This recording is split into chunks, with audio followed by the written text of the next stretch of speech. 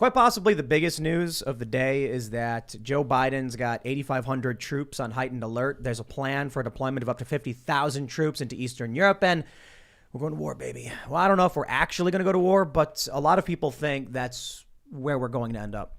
Now, that's really, really important news, but that's kind of it. That's where we're at with it. And so we didn't necessarily think it made sense to just lead with breaking news, war. Let's talk about something else. So, I'll mention it here. We are definitely going to talk about it because we have to get into the Biden administration and his failures.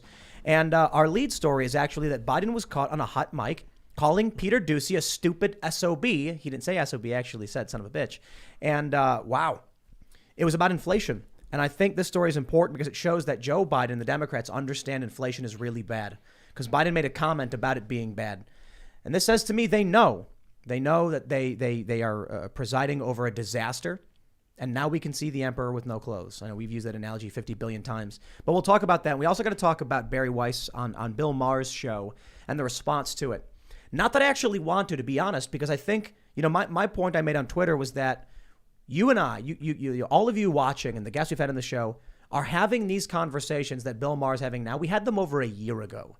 And so we need to start asserting ourselves. We can set the news cycle. You guys can decide what the news is. You can tweet about it. You can say, I don't care to talk about a show that's a year late to the party. It's still good they're talking about it, though. So we'll definitely get into all that stuff. And I really want to talk about Matt Walsh on Dr. Phil. So we got all of those stories. Plus, we will be talking about war in Eastern Europe. And joining us today, actually, before I announce our awesome guest, I just want to let everybody know that Luke is not here. He has left. He got scared because of everything going on, and he's not here to defend himself over these charges. So that's a shame. But joining us as a replacement for Luke is none other than Anthony Fauci. This is bobblehead. There he is. Just say something. Sitting there, and you can see his head bobbling back and forth. I am the science. Yes. I am the science. No, we're hanging out with Delano Squires. Hey, thank you for having me, guys. You want to introduce yourself, man?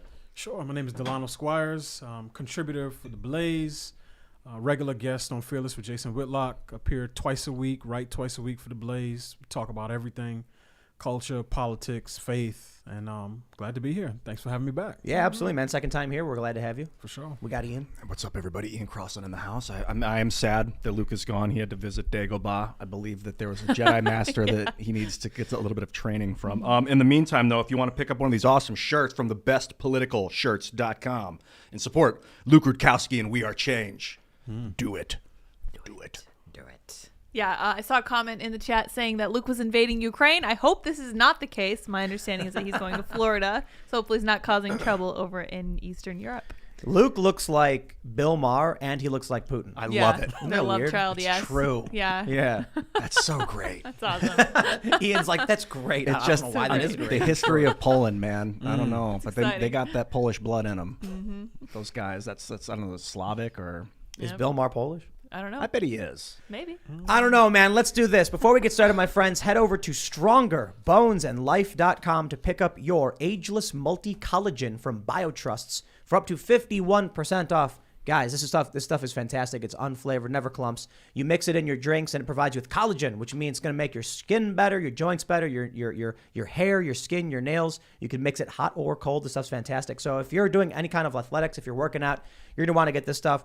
See, I am an aging skater, and so I try to keep my knees as healthy as possible. So I definitely love mixing this stuff into my coffee or other drinks and just, supplementing with some collagen. Again, go to Stronger Bones and Life, and BioTrust will give you a 60-day money-back guarantee. You get 5 key types of collagen you need from 4 different sources. Hydrolyzed collagen peptides, meaning better and faster digestibility to support maximum benefits. For every order today, they will donate a nutritious meal to a hungry child in your honor through their partnership with NoKidHungry.org. To date, BioTrust has provided over 5 million meals to hungry kids.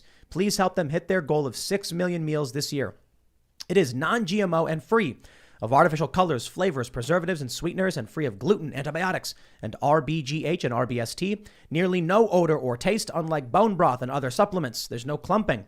You will get free shipping with every order, free VIP live health and fitness coaching from BioTrust's team of expert nutrition and health coaches, and their free e-report, The 14 Foods for Amazing Skin, with every order. Again, Stronger Bones in Life. Thank you so much for sponsoring the show, BioTrust. And don't forget, support us directly over at Timcast.com. As a member, you're helping fund basically everything. We do have, we are ad supported to a certain degree, but for the most part, it is memberships that keep all of our writers employed. It keeps everything growing and expanding. And we are expanding, and we're doing a lot more, and we're going to keep doing more. But if you really want to help us out, you can just share this show right now. Take the URL, post it wherever you can. That's our marketing budget, asking you guys to just share this wherever possible. Smash that like button, subscribe to this channel. And now let's talk about Joe Biden caught on hot mic calling Peter Doocy a stupid son of a bitch for asking about inflation. I don't know how many times I can say the emperor has no clothes. The New York Post reports President Biden called Fox News White House correspondent Peter Doocy a stupid son of a bitch Monday after he asked Biden about soaring inflation. Wow. Do you think inflation is a political liability? Doocy asked Biden as the press was ushered out of an event in the White House East Room. Now, I think it's fair to say Biden didn't realize he was actually responding. I think he thought the mic was off or whatever. He says, no, it's a great asset. More inflation. What a stupid son of a bitch, Biden sneered into a hot mic. The president's vulgar insult was cut from the White House video feed, but was audible on C-SPAN. Doocy's question about inflation came after a Fox News poll released Sunday found that 85% of Americans are worried about inflation, which hit a 40-year high of 7% in December. Now, look, Joe Biden, this is a great question from Peter Doocy, because Joe Biden is presiding over massive inflation. Mm-hmm. If he was actually pressed on this in an open setting, not, Peter Doocy like walking out of the room, all the reporters are yelling. Right. Joe Biden would have to deflect or defend rampant inflation. Or say, yeah, it is. What was the phrasing? Is it politically a political liability? For him to say, yeah, it is a political liability, but you got to understand it's bigger than the presidency. Like, he could be honest about it. I suppose. Good luck. But he wouldn't. Would have been cool. Jen Psaki wouldn't. When Joe Biden questioned the legitimacy of the midterm, Jen Psaki claimed he was talking about Trump. Like, what? No, Joe Biden said that. But here's why I think it's so important. Because you've got this from CNN, why inflation can actually be good for everyday Americans and bad for rich people. I think regular people are just every day, it's a bucket of ice water thrown in their face. Oh, yeah. Because imagine you're somebody who's, you're probably not that smart, to be honest, if you believe this stuff from CNN. And I think I'm saying that because I'm confident nobody who watches this show is stupid enough to believe the lies coming out of this inflation stuff where like, inflation's actually good for you. But imagine you are somebody. Okay, I don't want to be too mean to these guys. Let's imagine these people are ignorant. They read this story and they're like, oh, I get it. That makes sense. And then you hear Joe Biden call someone a stupid son of a bitch for asking if it was a liability. He said no, and you're like, wait a minute. But CNN, these media outlets are telling me it's not bad. Why would Biden get so angry over this? Hey, maybe they're lying to you guys. Yeah, what do you think about that tone, man?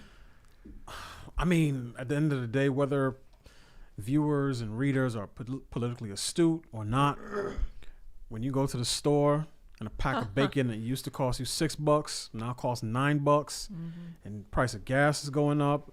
If the price of eggs and milk, if you can even find them on the shelves, I think that's where most people feel it, right? They feel it in their pocketbooks. And a lot of the political debates that are popular in Washington, again, these pocketbook issues are really, I think, what drive voters, particularly if they feel like the president is the one that's causing it. Right. If his policies are causing it, then I definitely think it's a political liability. And I think that's why he responded so sarcastically and saying, oh, no, it's an asset.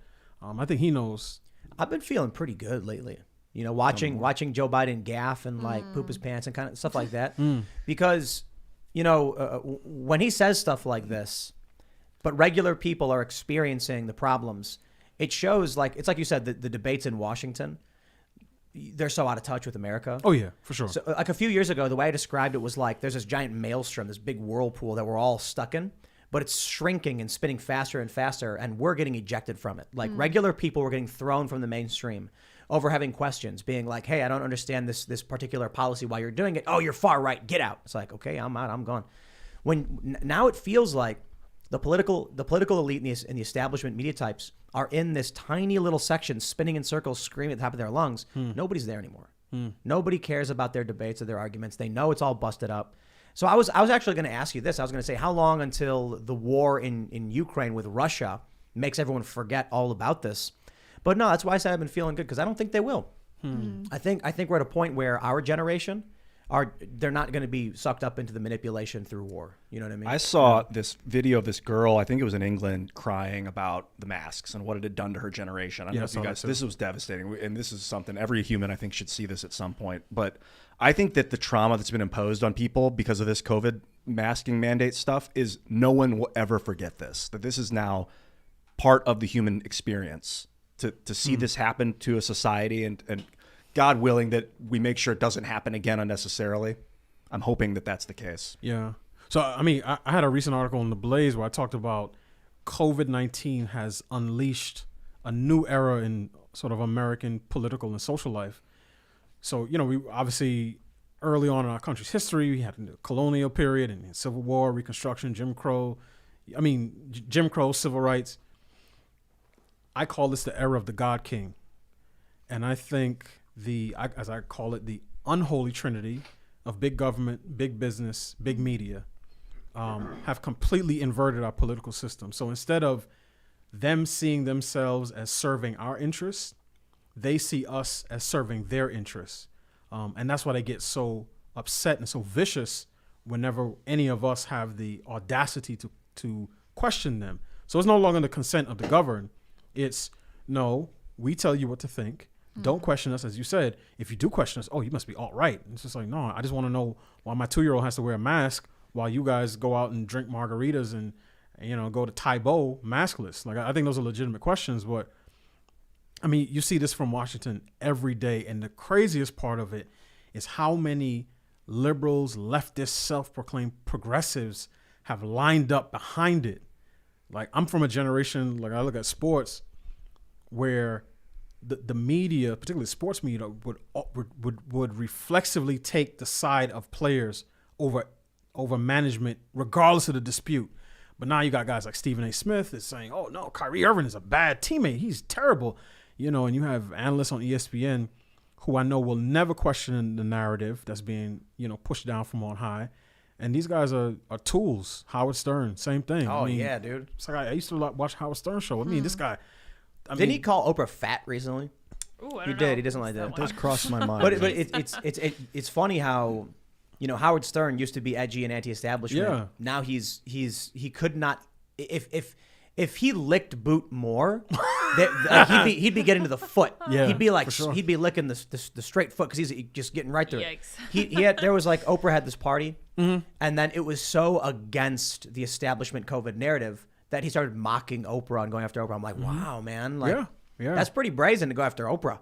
Because she's like, you know, Yeah. she's the queen of culture, or was for a long time. So, in the United States. so you can see where he's finally found his line, right? It's not, you know, chucking little people through the air. It's not, you know, getting strippers on TV to talk about the types of things they do in their bedroom. It's, if you disobey Dr. Fauci's COVID, you know, mandates, and you're a terrible person, you're a terrible American, and I hope you die. And it's like, where did all of this come from? I think he's a good example of like someone panicking. Yeah. It's less about like, I'm angry you're not following the mandates. For it seems to be more he's about, I'm afraid of getting sick. Right. And so he's like in this frazzled, wild state Yeah. of yelling at people to do what they're told. I don't know, man. Yeah. See, but this goes against nature, right? No, pack animals never put the most neurotic, most afraid, you know, sort of animal at the front. Those guys got to go to the back. But we're being led by the anxious, the fearful, the neurotic, the docile, the gelded, and they're the ones telling everybody else what needs to be done. Is this And that's- because wealth, like because of generational wealth? I think it's a cultural issue. I think that we've been too comfortable for too long. You know, you've got the concept of the fourth turning. You know, Strauss out generational theory. You've got, you know, strong men make good times. All that's, you know, Yep. For those who aren't familiar with it, strong men make good times make weak men make hard times make strong men. I think we're just in the weak men phase where you've got like the try guys on BuzzFeed with no testosterone, and I mean but I'm not saying to be mean to them. You know what I mean? But it's true, right? Yeah, so I was thinking about this too. I did a segment on the low testosterone generation because, you know, there's stories going back 10, 20 years about how the testosterone levels are rapidly declining. Yeah. They think it might be the plastics leaching into food or something. Antibiotics could be. It could be antibiotics. It could be women's birth control in the water supply and then yeah. getting recycled or something like that. It could be soy consumption being put. Yep. So The I stuff don't. they spray the soy with before they harvest it. Yeah. Glyphosate. There's phytoestrogens in soy, and there's two arguments about this. One is that phytoestrogens being weaker than estrogen will block your estrogen receptors and actually have a lower impact as opposed to your natural estrogen, because men have estrogen in their body. Right. But when you're getting constantly slammed and inundated with a weaker form of estrogen, it could have an impact. So I don't exactly know the reason, but I will tell you, I think that's a contributing factor to an overly feminized society, which results in people unwilling to take the risks required to fix a broken system. That kind of mentality or imbalance results in despotism. It results in, someone like Joe Biden. It results in these leaders that say, you can't challenge them. You can't take the risk because, this is my personal view based on, research and things like that. Men, this is a fact. Men tend to take more risks. Right. Women tend not to. So if you have a well-balanced society between men and women, the feminine, the masculine, then you're going to be well off, because you're going to get some crazy guy who's like, I say we jump off the cliff and then I'll try and grab onto a guy who's got a parachute. And then you might have a woman who's going to be like, I think that's a crazy risk. I don't think you should do it. And then maybe talk the guys back a little bit from going too crazy. Right. But now we're getting it's imbalance. It's shifting all into the feminine, which is it's toxic femininity. So you'll end up with people who are unwilling to challenge system, unwilling to speak out. They don't want to go against social order. It's too risky. Stay the course, and the storm will all blow over.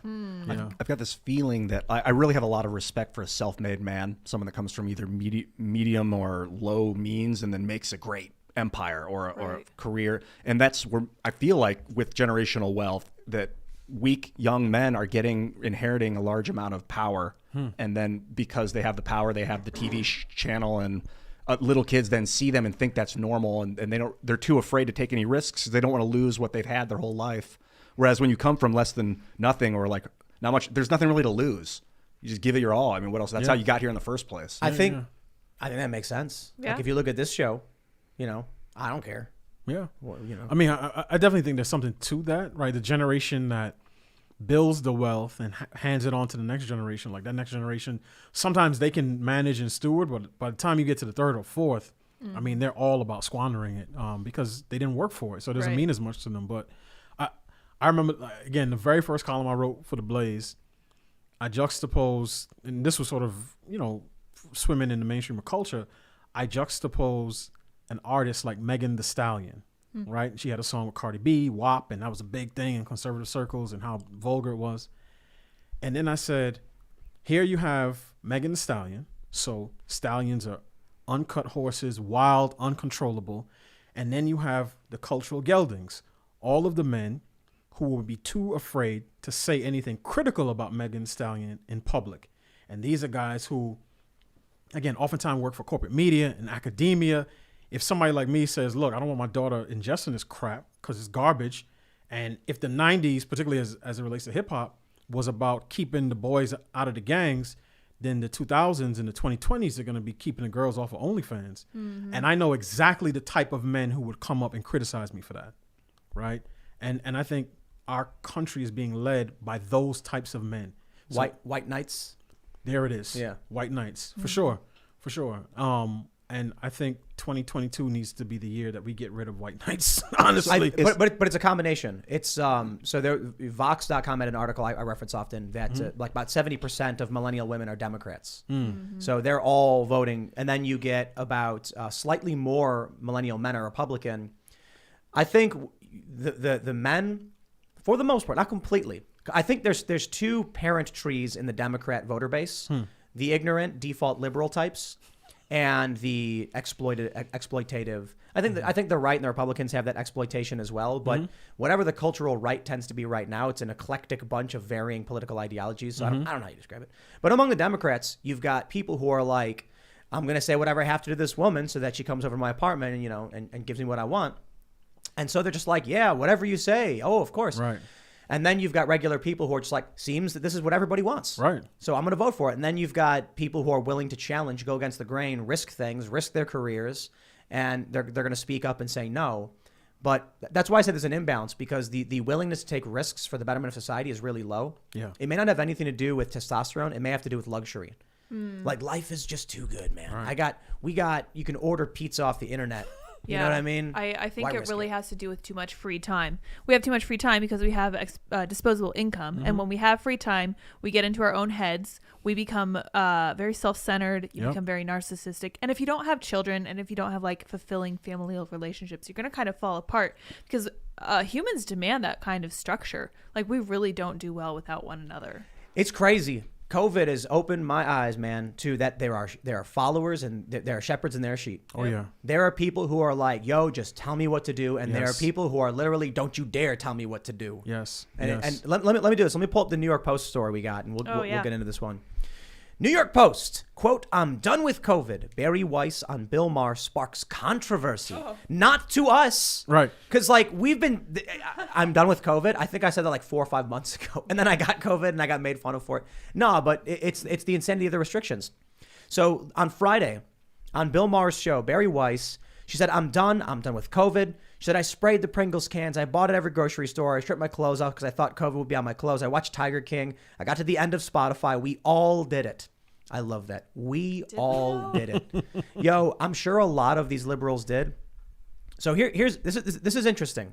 This is a mainstream corporate press show, Bill Maher. Bill Maher's always been kind of, he's always been in line with the left in the culture war, but he challenges that every so often, but he's late to the party. He gets things wrong. So here I am. I see this going viral. First and most important thing, good news. Regular liberals who watch Bill Maher are now cheering for this. When Barry Weiss has said that what's happening to our kids will be seen as a moral crime, I'm done with this, everyone's clapping and cheering.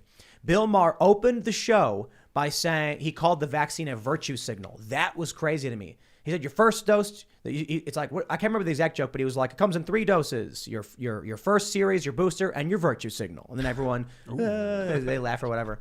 And so I'm like, this is really, really good. And I want to make sure that's clear to everybody, because I'm going to criticize a bit of everybody. It's good that we're watching regular people wake up to this stuff. It's good that we're seeing people realize you've got to do something about this. We can't just sit back and let the country fall apart. The stores are going, it's been 2 years, right? But we've had this conversation a year ago. We had this conversation a year and a half ago. And my concern is just this. To all of the independent media types, the podcasters, the Twitter posters, the journalists who have listened to this show, have listened to Steven Crowder, who have listened to Jimmy Dore. Jimmy Dore and Crowder talked about these things before we even did. So let's realize, for one, we were all right. What's the joke? Conspiracy theories, 597, mainstream media, 0. We're winning this one. We talked about it first. We were right. We need to have more confidence in ourselves. We need to basically say to the likes of Bill Maher, but amongst ourselves is, we need to set our own news cycle. We shouldn't sit back and be like, well, did Bill Maher talk about it? That's when it matters. No. We need to start acting like the conversations we've already had. Again, like Jimmy Dore, Crowder, Sticks, Hex, and Hammer, all these other independent channels I've already had a long time ago. And when you go out to a restaurant, when you go out to, I'll tell you this. There was that big breaking story where the CDC lady, I think it was, said there's a difference between dying from COVID and dying with COVID. Right. CNN picks it up and goes crazy. Yo, we talked about that a year and a half ago. Yeah. So when you're out at the bar and someone's saying, yeah, but did you hear how many people, died today? You can go, yeah, I mean, but you're not conflating with and for. I mean, that was they've already explained that. Don't you watch? Don't you pay attention? Just stop acting like CNN is who should be setting the news cycle. Correct. That's what I'm saying. Yeah, for sure. I mean, as you said, some of these things have been around. I mean, there was that early period in COVID where nobody really knew what was going on. And then once we got to like summer 2020, things started to become clearer. I think a lot of people lost faith in our institutions and our public health officials. I'll say when it happened for me. When those 1,200 public health experts signed a letter that said protests for racial justice are A-OK during COVID, at a moment when people still couldn't even go to work. And then at the end of the letter, it says, this is not to be confused for support of protests that are against lockdown measures. I remember that. I said, okay, I'm done. Yeah. Yep. And I think a lot of people were done Yes. at that point too. If you're a sheep, you're sitting there and being like shout out to Ethan Klein. H3 podcast when he said, you don't even got to think, you don't got to think about it. I think that's what he said, right? Yeah. It's like, you don't even got to think about it. Yeah, I never saw him say it. I've heard you mention it a few times. Yeah, it's like, I guess on his podcast, he mentioned you can go to the CDC website. You don't even got to think about it. They just tell you. And it's like, maybe you do. But hey, look. I'm not saying there's anything wrong with being a sheep. I want to make sure that's clear. I'm not insulting people for being sheep. There are a lot of people, good friends of mine, and I've had really interesting philosophical discussions where I've had people say, would I rather be the one who's in charge of organizing all of these people? Or would I rather sit back, crack a beer, and watch the game and say, I'm going to enjoy life and enjoy my ignorance? I'm like, yo, I get that. Yeah. I can respect wanting to revel in ignorance. How I can understand that. Personally, I should say this. When I say respect it, I mean, I get that feeling. I understand, personally, I think people need to, if they're cognizant of what's going on, speak up and stand up. There are a lot of people who don't view it that way and maybe don't have the ability to see what's really going on and maybe just think to themselves, look, I wake up, I go to work, I try to feed my kids, I come home, I turn the TV on, they tell me what's up, and that's all I care about. Yeah. I mean, there are instances, for instance, right? I'm a Christian. So in the scriptures, it talks about, Jesus is the good shepherd.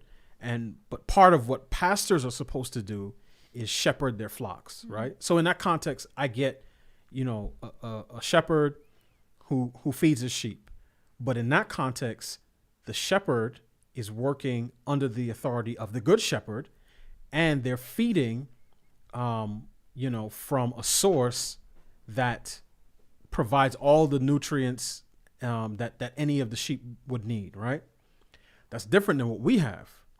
We have awful shepherds. We have shepherds in wolf's clothing, which is worse than a sheep in wolf's clothing. Because if you get a sheep in wolf's clothing, the wolf may get one or two sheep before the rest scatter. But a shepherd in wolf's clothing will take all of them over the hill, and none of them will know the difference. Wait, I think you're mixing it up. Wolf in shepherd's clothing. Yeah, wolf and shepherd. You said shepherd in wolf's clothing. Sorry. I'm like, that'd be pretty cool. The though. sheep pretending to be the wolf. Yeah. I think we actually have sheep's and shepherd's clothing. I think we've gone so long without a real shepherd, and this could be even religious as well. Like we've separated ourselves from any real leadership. That finally one sheep looked around and was like, yo, the shepherd gets to eat whenever he wants. Correct. He gets to go wherever he wants. Correct. I'm gonna put on the shepherd's. I'm gonna carry around his. What is it? What is that stick? Staff. Yeah. And just tell him what to do. And so you've got sheep leading sheep. Yeah. The blind leading the blind. Yeah. And that's we were just talking about it. The white knights.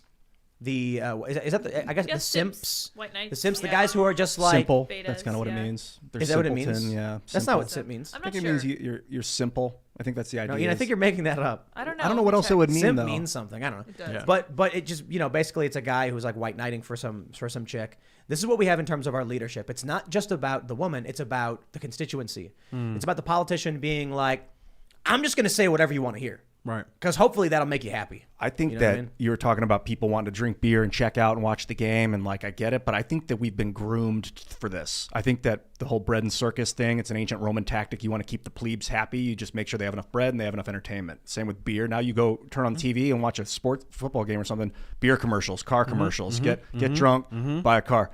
So like it's not healthy to check out. Especially when people that check out and then think they have some political clout by putting a sign in their yard and yelling at their neighbor about like, if you're going to check out, Yeah. go away. Yeah. What I guess to clarify what I was saying before about some people just don't mind being sheep and there's something wrong with it is when you have a good shepherd, Right. then your flock is protected and they're Correct. doing what they got to do. This country, though, it was definitely founded on like, don't ever give up your rights. Don't ever check out. Correct. You are this process. Right, but I'm not saying to give up your rights. I'm saying, there are people who I love using the example of like a carpenter. It's like a regular trade job or an electrician. Let's say you're an electrician. Man, you will run circles around me in explaining how all this stuff works. Right. I'm gonna sit here and be like, I had no idea. Right. So And I'll trust your expertise. right, but at the same time, that electrician is gonna say to me, I don't have time to read the news all day. And this is really important stuff. I can wire a house. I can save your house from burning down. I can fix a car. I can do a lot of stuff. I can actually, I've had electricians talk about, wiring up crazy devices and supercharging remote control cars and doing really awesome stuff because they know how to do it. So they need to rely on someone who's at the forefront of the conflicts in the world, the culture battles, Right. journalists and politicians who are going to say, You got my back in terms of building the infrastructure, and I'll make sure you're well informed and prepared for what comes next. Right. I can't expect them to be where we are. That's what I mean when I say, everybody's a leader in some respect. Yeah. But when it comes to our actual political, military, and media establishment, that leadership is in the gutter. Yeah. It is a cesspool. Thoroughly discredited. And I mean, I remember at one point I sent one of my boys a tweet from the CDC because his wife was pregnant at the time, and it said something to the effect of, are you considering getting vaccinated? And these vaccines are now available for birthing people. What? And I said, why would you trust a public health establishment that doesn't even know who the category of person that can get pregnant, right? The exclusive category of person that can get pregnant. And as I said, all of these institutions have discredited themselves over the past, 2 years. They'll blame it on alt-right. They'll blame it on Trump. But it's no, you guys have done it. And now you're feeling the backlash. People are waking up to it. Waffle Sensei chimed in a super chat with the quote from Ethan Klein. He said, the CDC is like this whole government body with scientists and ish that tell us what to do. You don't have to think about it, dude. Yes. Wow. Well, there you go. Yeah. That's dangerous, man. Because it's remarkable to me that you can look at history with like asbestos. Come on, it's like not even hard to come up with DDT is good for me. Remember that? There's a really awesome ad that was going viral. It was a pregnant woman smoking cigarettes. Yes. Low it was birth rate. Wait. Yeah, right. Yeah, easy delivery. Doctors recommend, whatever cigarettes for expecting mothers. Yeah. It's like I can't. I think Bill Maher even mentioned this too. Maybe it was Bill Maher. Maybe it wasn't. He was saying that they used to, drill mercury into your teeth. They don't do that anymore. Wow. Well, I mean, we would get the fillings, right? Wasn't that not even that long ago? Mm-hmm. What did they did lead fillings? Did they do that? I don't think know. they did. Yeah. Yeah, but some they used to period do of time. Yeah. they used to do a bunch of stuff, and all the time we decide, hey, that was maybe a bad idea. We improved the science. Yeah. So to sit there and be like, to quote Biden, the Tuskegee Airmen experiment. No, but the Tuskegee experiments. Yeah. Yeah. Like the government, MK Ultra, that was real. It wasn't an accident either. That one was Right, I know. We know you don't just sit back and say the government is my friend, and it'll I think the government is inherently utilitarian. It cares about protecting itself, Correct. and it cares about maximizing output. It constantly shocks me how quick people are to trust that the government has their best interest in mind, because if you know anything about the government, you're going to know a little bit about like MK Ultra and some of these other weird projects and creepy, suspicious things the government's done. I think that people tend to lump that into the whole Alex Jones paranoia basket. Yeah. But these are very real things that have definitely provably happened. Like the Tuskegee experiments, very real. For sure. It's part of the reason there's so much vaccination hesitancy among that community. And it's like, I completely understand why. They remember what happened. Like That was funny to me because when the New York vaccine mandates were all happening, there were Black Lives Matter activists protesting it. And one of the things I heard them say was they were like, we remember what the government did to us. Yes. You're not going to just tell us we have to do this ish. You know what I mean? Yeah. And I remember, it's funny because the last time I came, I was talking about, again, another article. And I think the title of it was, will Kendi and Biden save no-vax blacks from jab crow attacks? Oh, yeah, that's right. I remember that. and Kendi actually answered that question. Someone asked him about the vaccine mandates. And of course, I knew he did what I knew he would do, which was punt. He would say, "Oh well, they're really not racist, even though they have a disproportionate impact because blacks and Hispanic and Latinx can't get the vaccine. They don't have access. One, that's a lie. Two, that would make it even more racist if you're holding black and Hispanic people accountable for getting a medical treatment that you admit they don't have access to, but." Again, I knew that's where he was going to go because he's making way too much money from, guilty white liberals to ever criticize them and call them, the forbidden R word. But yeah, it's for me, one of the big things, the word that keeps coming back to my mind as it relates to COVID stuff is authority. This virus has made the populace give up authority in areas of their private life, their medical lives, that we've never considered before, and the government has been more than willing to take it on. So now all of the my body, my choice people are now like, no, you must get the vax. You must. And if you don't, you're a bad person. The people who would never stigmatize anybody for having AIDS or HIV, regardless of what type of personal behavior they're engaged in, are now saying, no, if you get COVID and you're unvaccinated, you should die and you shouldn't get medical treatment. So it's basically flipped all of people's principles right on their head. I got to pull up this article from Post Millennial. This one is yeah. you're gonna love it. You're gonna love it. Oh yeah. Watch elderly masked white women yell Black Lives Matter while assaulting black men for not wearing a mask. What? That's it. That's the story. What? This is I can't believe this is a video. I don't know exactly where the video came from, but I saw it on Libs of TikTok on Twitter, and you can see these women. Apparently, what happened was this black dude gets in an elevator. He's not wearing a mask. These two white women wearing masks yell at him to get out, and he's like, "No, I was here first. You get out." They start attacking him. They hit him, and he's like, "Yo, you hit me." And then all of a sudden she goes, "Black Lives Matter."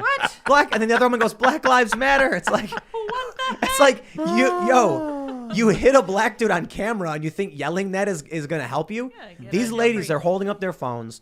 They know all about the Karen thing. But here's the funny thing. These are the mask wearers.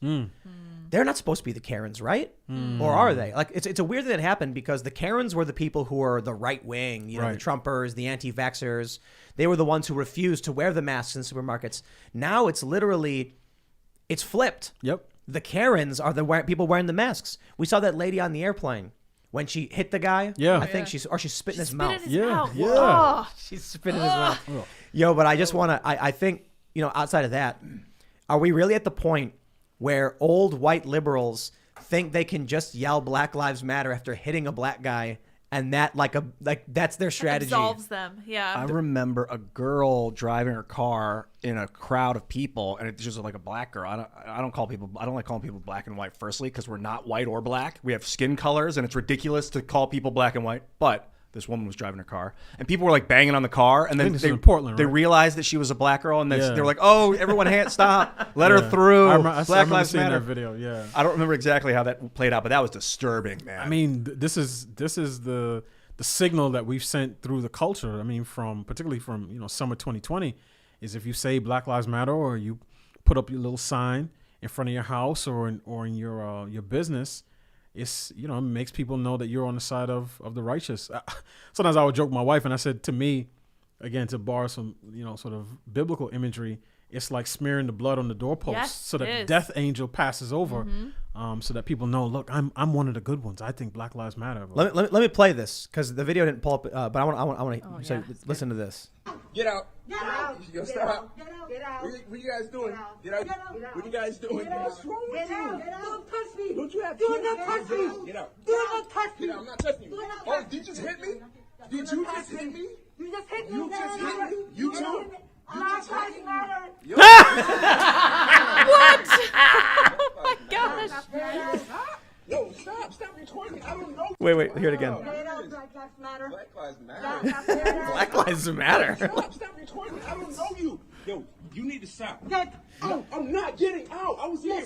Yo, Wow. like I would understand if there's like two white people fighting and they're filming each other, and then one of them yells Black Lives Matter, trying to be like, if anybody sees this, I'm on the side of the cult. Right.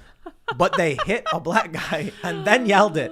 And I'm like, that makes it 10 times worse. That's incredible. I think this is like peak virtue signal because they're like, I'm going to actually assault someone who's actually black, but I'm going to say these magic words and it will mean nothing bad will happen to me. I also think this is one of the unspoken symptoms of long COVID, quote unquote. The neuroses and the anxiety and the fear have done almost as much damage as if not more damage than the disease itself, because this is how people act when they see, like you just see a face. Oh my gosh, that type of anxiety is not good. Look at this picture. Let's pull up the article again. Like, look at this face, man. Eyes. Yeah.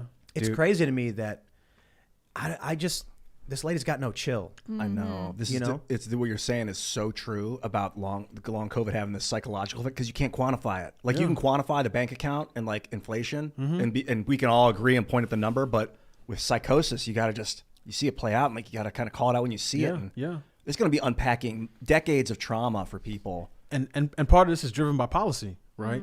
Just like the cities that impose the vaccine passport mandates.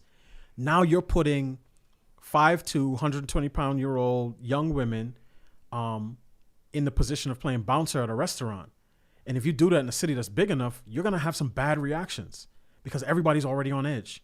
So now when I come, let's say I'm out to celebrate, my mom's birthday, and I'm in a party of 20, and everybody else gets in, and now you're saying, sorry, sir, you can't come in because you don't have the passport. And I'm just like, well, look here, I got a negative test. Oh, we don't take that. Now you're setting people up to have very, very bad interactions with people over, again, policies that obviously are not working the way that politicians intended. I feel like within my soul there is this feeling watching this video of these ladies, and like to express the pure like.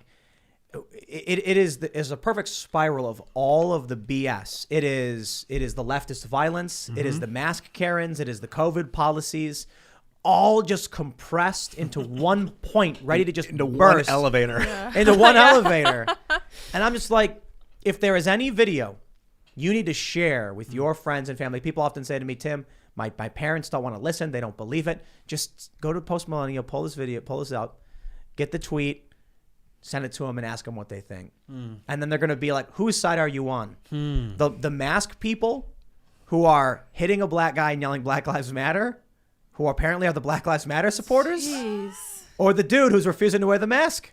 What the heck? It's what I find fascinating about it is it creates like this position where if you're intellectually honest, if you're principled, it's really, really simple. I don't care about the race of the guy. I care they shouldn't have attacked him. Right. I'm not a fan of mask mandates. These people are crazy. But if you're on the side of Black Lives Matter or the mask Karens, you're in a pickle here. This guy, I did notice he seemed to flick at the girl right when the video started. It's kind of out of context because it starts in the middle of the argument. For all I know, he could have screamed at him before they started recording. Yeah. Probably unlikely. Yeah, but come on, listen. He kind of flicks. So I don't want to blame either one of them for starting it. It looked like they were just kind of pushing at each other. To the dude filming, and he's chilled out. He's confused. Yeah, he's like, what are you doing? Like, why are you doing this? They're angry. Yes. Yeah. That's that anger, man. And he's also like stuck in the elevator, has to get to where he's going. So he's like, dude, I can't. This is beyond me at this point. This poor guy, man. This is like one other video that I really like to bring up is when the guy was following the woman around the supermarket, and he said, is anyone else mad that we all have to wear masks and she isn't wearing hers? Because it's not about COVID. It's about authority and about doing as you're told. It's That's obedience. so interesting, yeah. It's funny. I call masks obedience masks, particularly in front of my kids. My daughter, who's 6, will always respond, "It's not an obedience mask, Dad." So I mean, it's like a running joke. My wife probably doesn't like it, but I mean, that's really what it is. It's about compliance. It's not about the virus at this point. It's about I feel like I have to wear it, and I feel bad when I see people who are flouting these laws or these mandates or these orders that I feel like I'm stuck with, and that's really what it is at this point. Going back to what we were talking about with like Bill Maher and stuff. You know why I'm not a fan of that conversation? I'm willing to bet that Bill Maher and Barry Weiss, they look at the polling. They're like, parents are tired of this. The polling for Biden's in the gutter. I can tell when the ship is sinking. I'm getting off. But Bill's interesting. I remember 2001 after 9/11, he was like a vocal advocate for like against the establishment. He was really a show. I think it was Politically Correct. Was that the name? And he was like relentless, and they canceled it. They canceled his show. Like he was like a full on like, what's the guy's name? Said the 7 words that comedian George Carlin. Carlin. He was Carlin, like full on the embodiment of George Carlin. I still get that from him, but then he was gone. Then he came back. Yeah. And now a little bit toned down. Real Time's a little more toned down. He's getting older, but I still love that. I feel that like that rebel in him. I got to be honest, I work a lot. I do the morning show, I do the night show. And with Luke leaving the show, I get it. Luke does his own show too. He's got his channel. And so he was working nearly as much as I was. But, to a certain, like we're also running the business and expanding. So there's a little bit extra. There's a bit more that I do. But now I'm thinking, Luke's on the road. He's going to be in Florida. He's going to be working only his morning shift. He's got all that free time at night. I can totally understand at a certain point. You're like, yo, I've worked so hard endlessly for the past several years. For me, I'm like, no, we got to keep pushing. We got to keep fighting because there's things that I care about and things I believe in. Bill Maher, however, I can already tell. He's a boomer. How old is he? 60 or something? 62, I think. 62. He's also Ashkenazi Jew and I don't know why not that Polish. No, I was looking up he's not Polish. Oh, I'm like, I was Ian, I don't know why that's relevant to what I'm he's talking about. Ashkenazi Jew mother and Irish father, just so you know. Not, Well, there you not go. Polish, So look- but I know Polish, of. yeah. Well, Ashkenazi is Eastern European, isn't it? That's what I'm talking about. Sure. He's got some Putin in him. it's Slavic. irrelevant to I my hope they're point. related. Anyway. My point is that it's very obvious he's checked out. Yeah. It's very obvious. Like when the Covington scandal happened, he came out and he was just wrong about it. And I'm like, yo, we corrected the story a week ago. CNN came out a week ago, and Bill Maher is a week late, still wrong, and people were like cheering for it. And I'm just like, I don't think the show is actually about what's true and correct. I think it's about what's polling. And Right. I think, with a story like that, it's entirely possible he was like, I know it's not true, but this joke's going to play really, really well with this audience, so let's do it. Yeah. A year later, we're supposed to be happy that as the ship's sinking, we all got off the ship. Let me put it this way. Try not to be too disrespectful to people who are at least saying something good. But there's the Titanic in it, and it's coming down. And as soon as the iceberg it hits, we all said, hey, everybody, hit an iceberg, time to get in the lifeboat. And everyone else said, shut up, you crazy right-winger conspiracy theorists. There's no iceberg. Nothing can sink the Titanic. Right. So we're like, so you guys don't care? We'll take this lifeboat. Get out of here, you crazy. He said, all right, we'll take it. Yep. Bye. Now, as the ship's crumbling and sinking, they're all getting... Like, we need lifeboats too. We've been saying it the whole time. And I'm just like, the only reason they're saying it is because it's safe for them to say it now because the polling's in their favor. They weren't brave enough to speak out and risk getting canceled or fired or insulted or smeared at the time, but they're willing to say it now. So when Bill Maher comes out and he does the virtue signal joke about vaccination, and I'm like, they did market research and found we were right the whole time. Right. And now they're realizing there's an opportunity for him. He got COVID. That changed him a lot after he got got a shot COVID. too, yeah. Yeah, he got vaccinated, Yeah. and then he got COVID and was like, what is this all about? And then he kind of changed. This But guy's Let me red pull pill. up this video. Oh boy. This one's going to get us in trouble. So we got this from Nicholas Fondacaro. He's over at MRC Newsbusters. Oh yeah. He says, how dare you? Whoopi Goldberg ridiculously pops off against Bill Maher for anti-mask jokes, tells him to stay out of society. Sarah Haynes joins in by saying masks will be a permanent new normal like airport security after 9/11. I may never feel comfortable without a mask. Even after the Bill Maher, Barry Weiss thing comes out and the liberals are like, we're not going to be doing this, The View is still doubling down. But I'm bringing this up for a different reason. I want you all to listen very closely. You ready? Bananas, you are. That's not really funny to people who've lost their kids to this vaccine, or people who've lost family. That's not really funny to people who've lost their kids to this vaccine, or people who've lost family members or dear friends to this. It's just, I'm going to play that one more time. What? One more time for you guys. you are.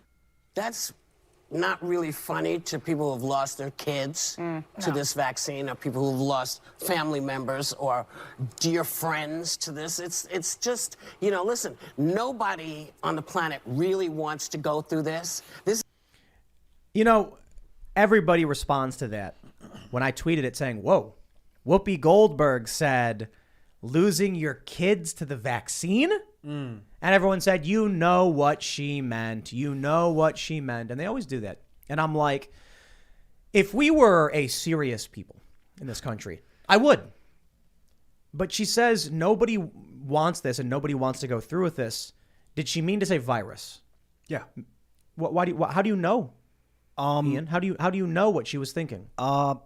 Only because I've seen her work, and I feel like that's what she meant to say, and that she misspoke. This is a big problem we have in the information space, exemplified by a tweet I made about a rumor going around that a school had put litter boxes in the bathroom for furries.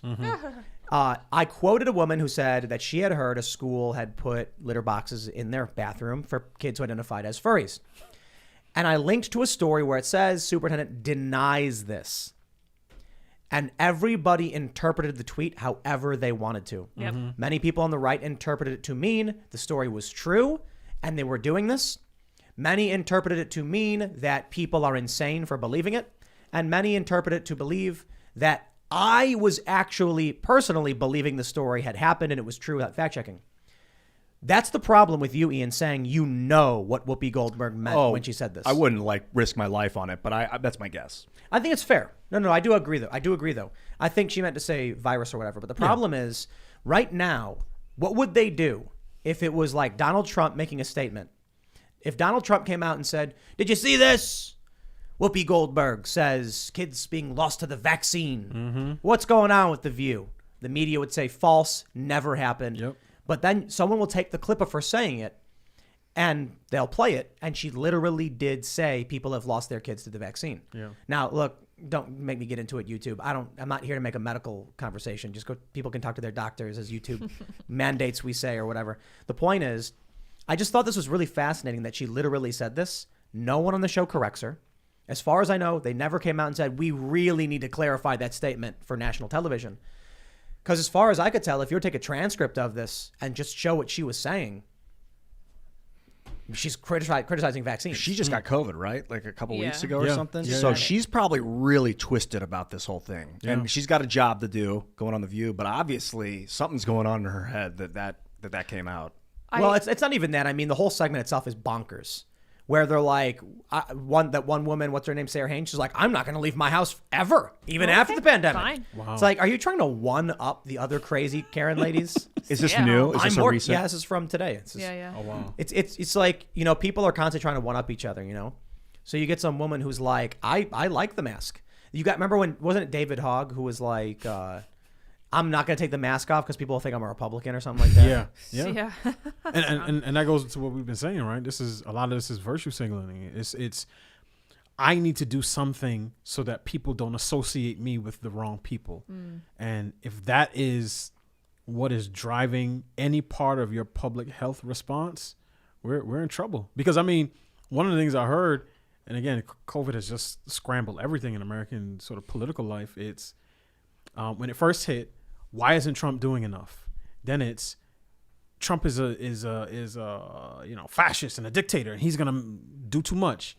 And now it's I want the government to tell me what to do, who I can have at my house on the 4th of July or Thanksgiving or Christmas, and I don't think people know what to think. And I do think many brains have been scrambled. You know, talking about, you know, I just did this stupid YouTube disclaimer thing because, like, we don't give medical advice here on this show. Go speak to your doctor about what's right for you.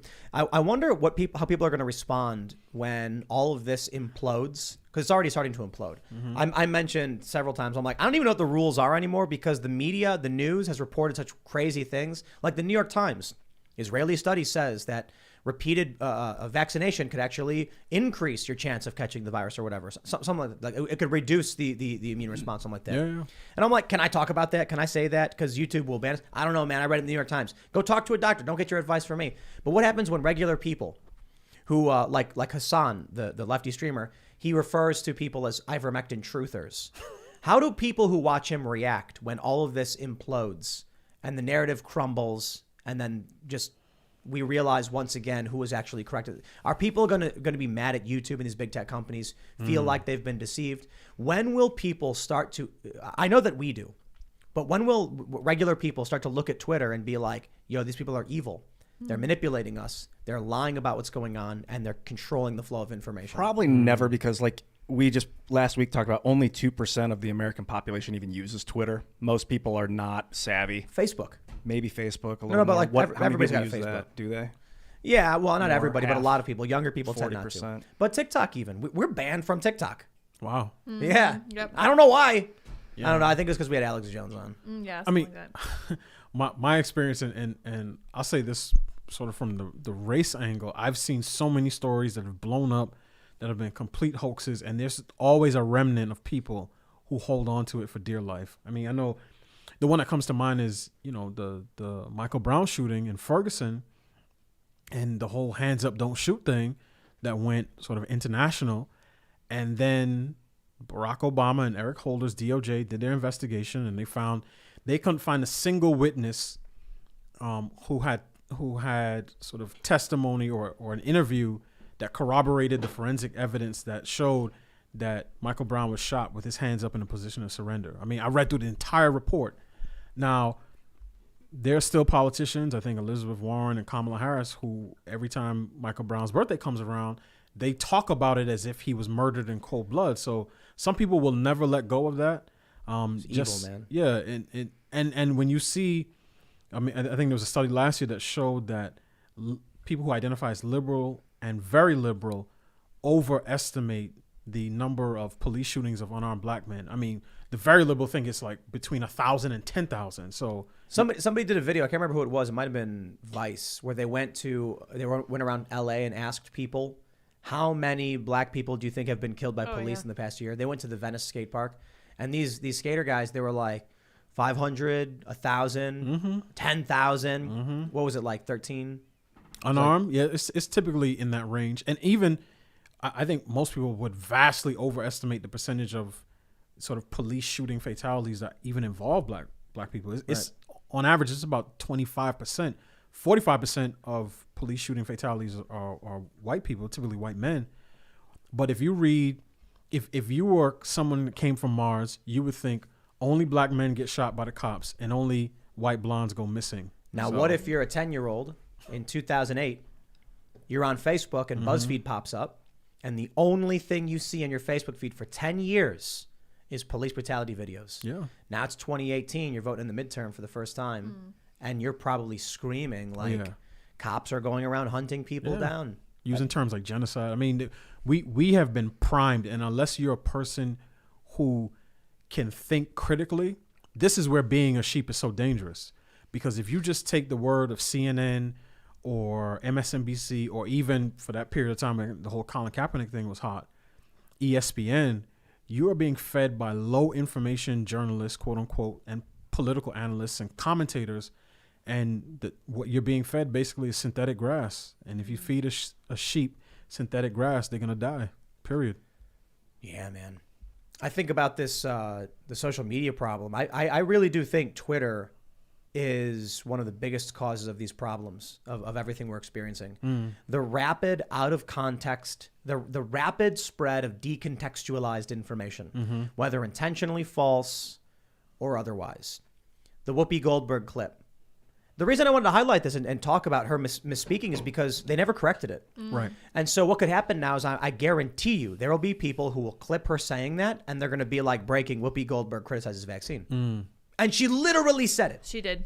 And it makes sense to me that would be a kind of a Freudian slip. But at the same time, I really hate when people assume they know what other people are thinking. Yeah. Because we don't even understand what we're thinking ourselves half the time. Communicating is not perfect between humans. Talking, saying the things that you actually think is very challenging. So I'll give her the benefit of the doubt a little bit. But the fact that no one corrected her on this, somebody should have been like, no, they're dying of the virus. Yeah, what a bunch of weak minds. No offense, girls or guys or whoever's on that show, to not correct her on that. No, listen to your co-hosts and correct them when they misspeak. Yes. It's crazy, isn't it? Nobody wanted to speak up and be like, Whoopi, did you like when you said wolf and shepherd's clothing? Yeah. I was like, wait, did you mean? Yeah. I'm like, hey, we're having a real conversation. Right. I'll ask you to clarify. It's no big deal. They could have been like, Whoopi, did you mean the virus? You said vaccine. She would have been like, oh, Yeah, of I meant course, the right, yeah. Okay, great. No. Now that clip's around. That clip's out. I love what you just said about how Twitter might be making people nuts. I just made a video on Minds about this. First video I've made in a while about tone. And I think tone has been lost. And basically, as a human society, we're evolving our communication abilities. Then we developed the phone, and we were able to communicate via vocal vibration. Then all of a sudden, we developed internet video, and we can communicate. But people have fallen back into text again. Like they're sending letters again. And it's driving them. It's like the Stone Age, man. Get out. Keep moving forward. Do not fall back into text. You're missing the tone. I think Twitter is awful. It's the text. If there's video conversation, I'm all for it. But as soon as people type like it's 1911. But what's the alternative, right? I've been thinking about this. The internet allows shows like this. It allows us to communicate with each other, allows us to fact check and challenge the establishment more than ever before. But it also gives the establishment the ability to propagandize and manipulate better than ever before. True. Yeah. And I mean, those are the trade-offs that come with any sort of complex system or any public policy or any advancement in technology. It's always going to be trade-offs. The question is net, do we think it's to our benefit as a society, or is it to our detriment? And I think it's a good question. I think it's clear it's a benefit. Yeah. And that's why they're trying so hard to censor everything. Yeah. And control the flow of information. Because you want to induce yourself with information, whether it's right or wrong, and a strong mind can wield all sorts of information without believing it. And that you have to, but you can also be brainwashed. Even the strongest of minds, if you induce yourself with enough false narrative, it can start to change you. We're susceptible. So how do you balance that? How do you balance it? I mean, for me, part of this goes to the importance of education, right? And starting for kids, but I see education as equal parts scholarship and discipleship, but also a lifelong process, not something that ends in 12th grade when you turn 18. So part of it, I just have a number of filters, right? I always try to get a comment in context. So whenever possible, I look for a longer stream of thought if it's a clip video. I have different sort of areas of absolute truth. So no matter how many people line up and tell me that Caitlyn Jenner is a woman, I'm not going to call a person who is a biological male a she. And I know that may get me banned from certain platforms, but it is what it is. So I'm just trying to keep my feet firmly planted on the ground and not lose track of reality, because when people control what you say, inevitably they will control what you think. Which brings us to our next story from Fox Business. Hello, everyone. Meet the new boss, same as the old boss. Trump Truth Social developing content moderation practices to ensure family-friendly community. That actually sounds like it will be more strict than Twitter. And they go on to say that they're going to be using the Hive artificial intelligence. TMTG is partnering with Hive, a Series D startup providing automated solutions through cloud-based artificial intelligence for understanding images, videos, and text content. Hive's technology provides automated content moderation across video, image, text, and audio. I'm going to tell you what, it ain't going to work. Donald Trump is going to have a more censorious platform than Twitter and many of these other websites. Now, Twitter, we'll see. But artificial intelligence moderation can easily be bypassed. Maybe not easily, but easily enough. So what's the end result? Does Donald Trump think, does Jason Miller of Getter think, people are going to be leaving Twitter, which is censorious, to go to other platforms that are censorious in other ways? I just don't see it happening. I see people being like, okay, here's what'll happen. Instead of following Trump, you'll sign up for a Truth Social account and follow Trump there. And then when you want to follow the MAGA crowd, you'll sign up on Getter. And so you know where this leads us to? It leads us back to GeoCities. When everyone just has their own website, they just make it. You click it, it's $15, bam. And or actually, I think you get a free account. It's got a little ad box appears on it. That's what we're going. It's like you might as well not even have social media at this point, because everybody's making their own platform. Everyone's going to have crazy rules. Yep. Or maybe, I don't know, the Fediverse is the answer. That'll come along with it, yeah. But this one, I'll throw this one to you, Ian. How do you feel about Donald Trump using an artificial intelligence to be arguably more censorious than even Twitter is? I'm trying to find if the code is free or open source. It's Mastodon. They spun up Mastodon, but is Hive, because then they can tack on proprietary stuff onto a free software network, and you've got an amalgamation of free code and private code, and so the entire network isn't free. This makes, I think Hive is proprietary. I'm going to just imagine it is, because I cannot find their code base. And that's extremely disturbing. That AI could be doing anything and you won't know what it's doing or what it's commanded to do. But Trump, I mean, like, that's the funny thing about it, right? It's the red, white, and blue. You go to truth.social, it's red, white, and blue. It's a bunch of fascist. And I talk about this like nationalism is like fascism. It's not the same thing, nationalism. But when you whip up nationalist frenzy with corporations like Truth Social, that's fascist. I mean, red, white, and blue on a social network, that's fascist. Why is that fascist? It has nothing to do with the United States. It's a private company. Has nothing to do with the United States. But what does that have to do with fascism, Ian? They're trying to invoke national fervor to get people to sign up for a private company. For which country? France, Russia, or the U.S.? Obviously, the United States. It's Donald Trump. Come on, man. Are you joking? Jason Miller came in here with a red, white, and blue suit on, dude. It's like they're trying to sell this national. He was wearing a blue suit with a red tie. Come on, man. I'm just tired of turning on Fox News and seeing red, white, and blue, and MSNBC red, white, and blue. It's propaganda, and you should make it green. Getter's green, or Gab is green. Like, it's cool. It's weird. It's new. Mine's is yellow. Look. Red, white, and blue turns me off anyway. I think I like the American flag personally. I do too. I think America's a pretty good country, and Trump is trying to invoke a sense of patriotism. Red, white, and blue is a color scheme. It's an America theme color scheme, and I don't think it's fascist for him to do that. I think it's more fascistic that it is going to be a censor-heavy AI automated censorship. I think it's like, I look at it as like the first step on the road to fascism. So I call it fascism. It's not obviously not fascist, but it indicates like a thread that could pull on to find that later down the road. He's obviously going to censor the hell out of people. That's true. So this is just market research. They know that their base loves the American flag. They love patriotism. This is their whole shtick. This is their thing.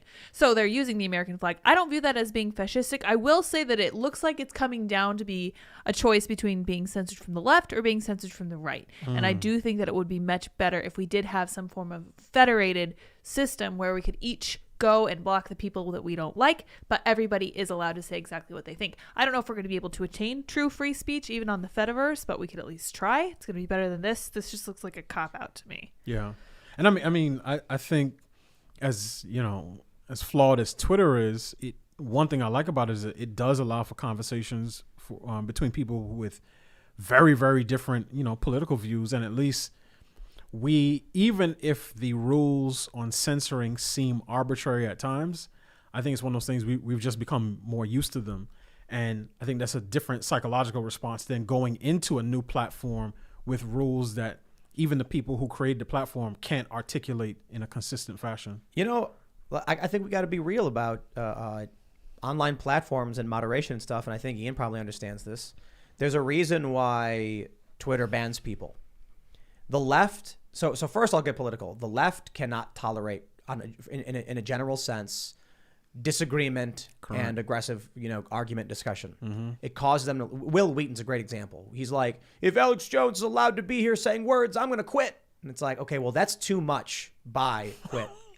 But when they say things like, hey, someone's harassing me, then Twitter's like, ugh. I feel like Twitter and these other companies look at they look at their system and they say, what level of moderation can we implement that will maintain the most amount of left-wing users and minimally lose right-wing users? I think their whole thing is like, how can we maximize user base? Because conservatives are willing to stay on the platform even through censorship, they know they can censor the right, but the left isn't. So they know they have to censor the right, not the left. Right. But I will say there's a reality to Twitter and censorship. I don't really check my replies anymore because I know it's just full of insane psychobabble garbage. Not everybody. Sometimes I reply to people. I do.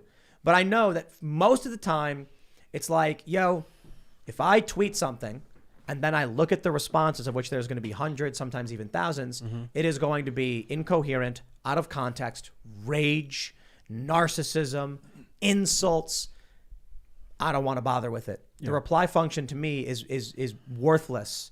And I'm not trying to look, it's different for everybody.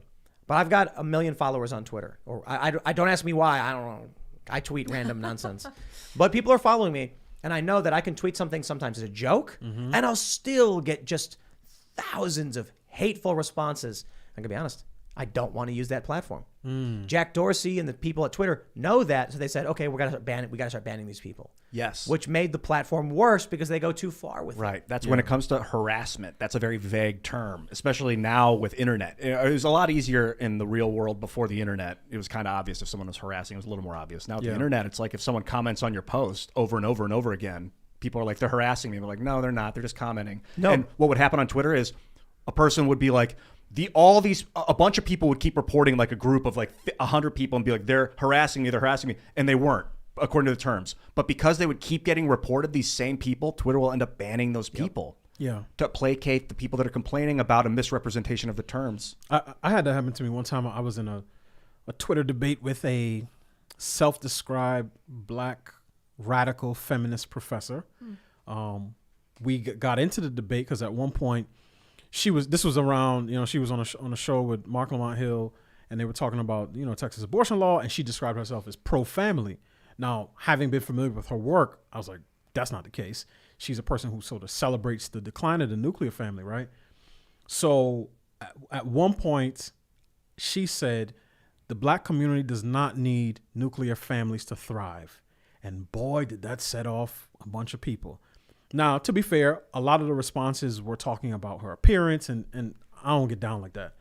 But when she finally responded to me, she was like, black men say that black women should stick up for them, and you should see all the hateful replies, and people like you knew what you were doing when you did that, and you like it. And I was like, I was just responding on substance. But I think a lot of times what the left does is they will take that type of those types of ad hominem attacks and use that as a reason to not reply to the sort of substantive issue that's on the table. And I think that's an easy dodge. The other thing I wanted to say, I think, Ian, you bring up a really good point. And I think this is a point that I see articulated on the new right, as I would call it. And that point is, to what extent do American corporations owe any sense of loyalty to sort of the body politic, the nation in general?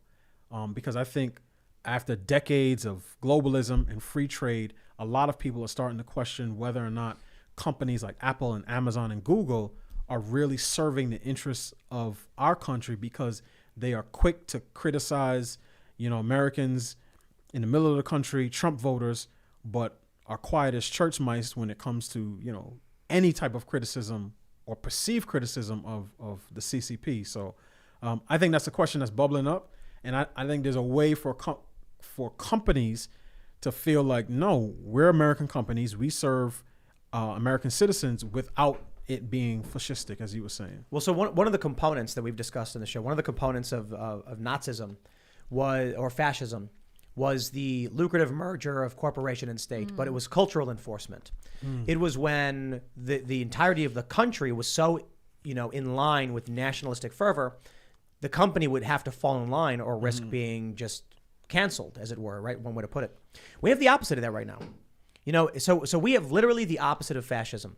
And maybe that's why the left was screaming Trump was a fascist, because he did a little bit in favor of the nation.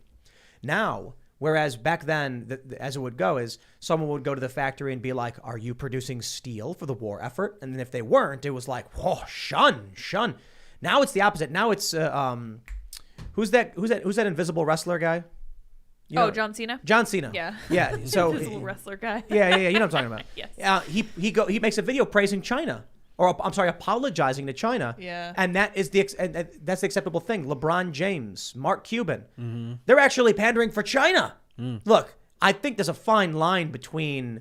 I think there's a decent amount of room in between fascism and communism.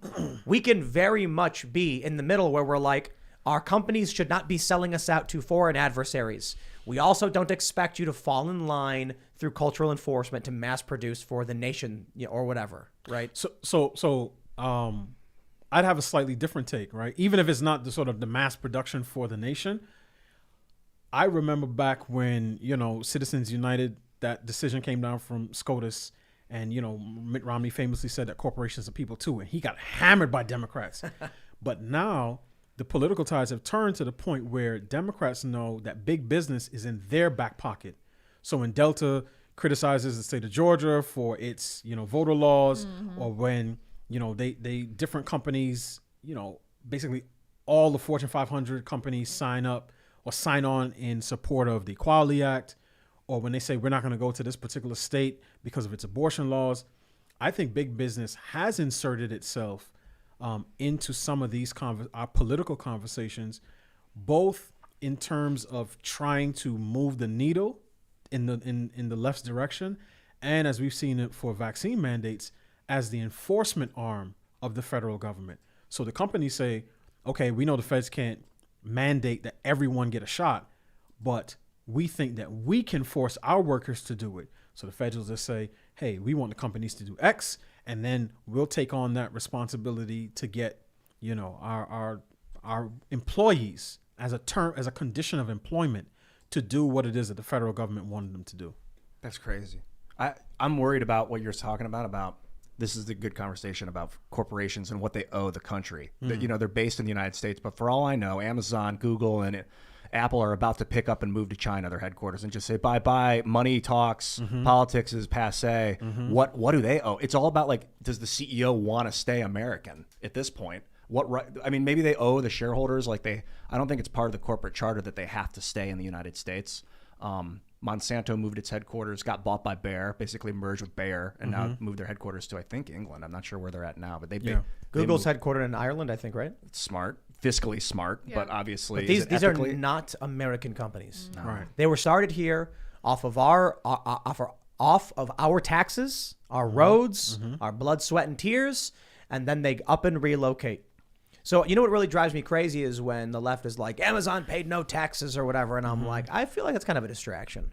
The real issue is the Panama Papers. Yeah. Remember that? Yeah. And the journalists who exposed it. This is a big deal, dead. actually. The bank accounts in Panama that are popping up all over that apparently belong to Putin's buddy, and like all these really, and that's the kind of the story that came up, and like no one would touch it. Right. But, so I mean, everybody was talking about it, and the journalists died For like a week. Then there was like another release that got quashed really quickly.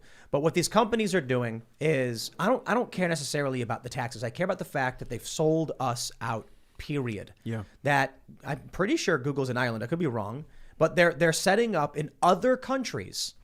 They don't care about us. They don't care about the United States. Google wanted to do that. What was it, Dragonfly or whatever? That Chinese search engine. They were arguing with it. They all want to just be dominant global powers. Right. So it looks like Alphabet, which owns Google, is in Mountain View, California right now. Okay. It's called an American multinational company. What the hell does that mean? That they exist everywhere, but they're headquartered in America. Right. But are you looking up their American headquarters, or are you looking up their actual I just looked up headquarters? Alphabet headquarters, Alphabet Inc. You can't look up their headquarters. You got to look up their place of incorporation or whatever. Because you can have a Venezuelan headquarters. You can have, you know what I mean? Right. And I think where the companies are located is one thing, right? A lot of people, particularly both right and left, would love to see more goods, whether it's PPE, whether it's microchips produced in the United States. Bring them to Baltimore or Chicago, wherever. But I think the other piece of it is that these corporations insert themselves into our political conversations, oftentimes against the will of the voters. Like the voters in Georgia elected a legislature and a governor to address their issues.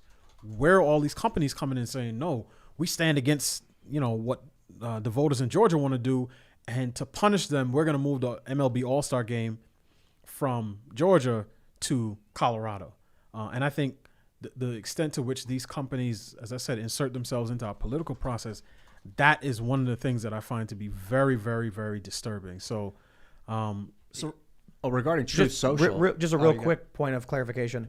I believe everything I've looked up says Google is headquartered and based in Mountain View, California. There's often talk of their Dublin data center, and that's probably what I was confused. Interesting. So I assume they would be based in America. America for now.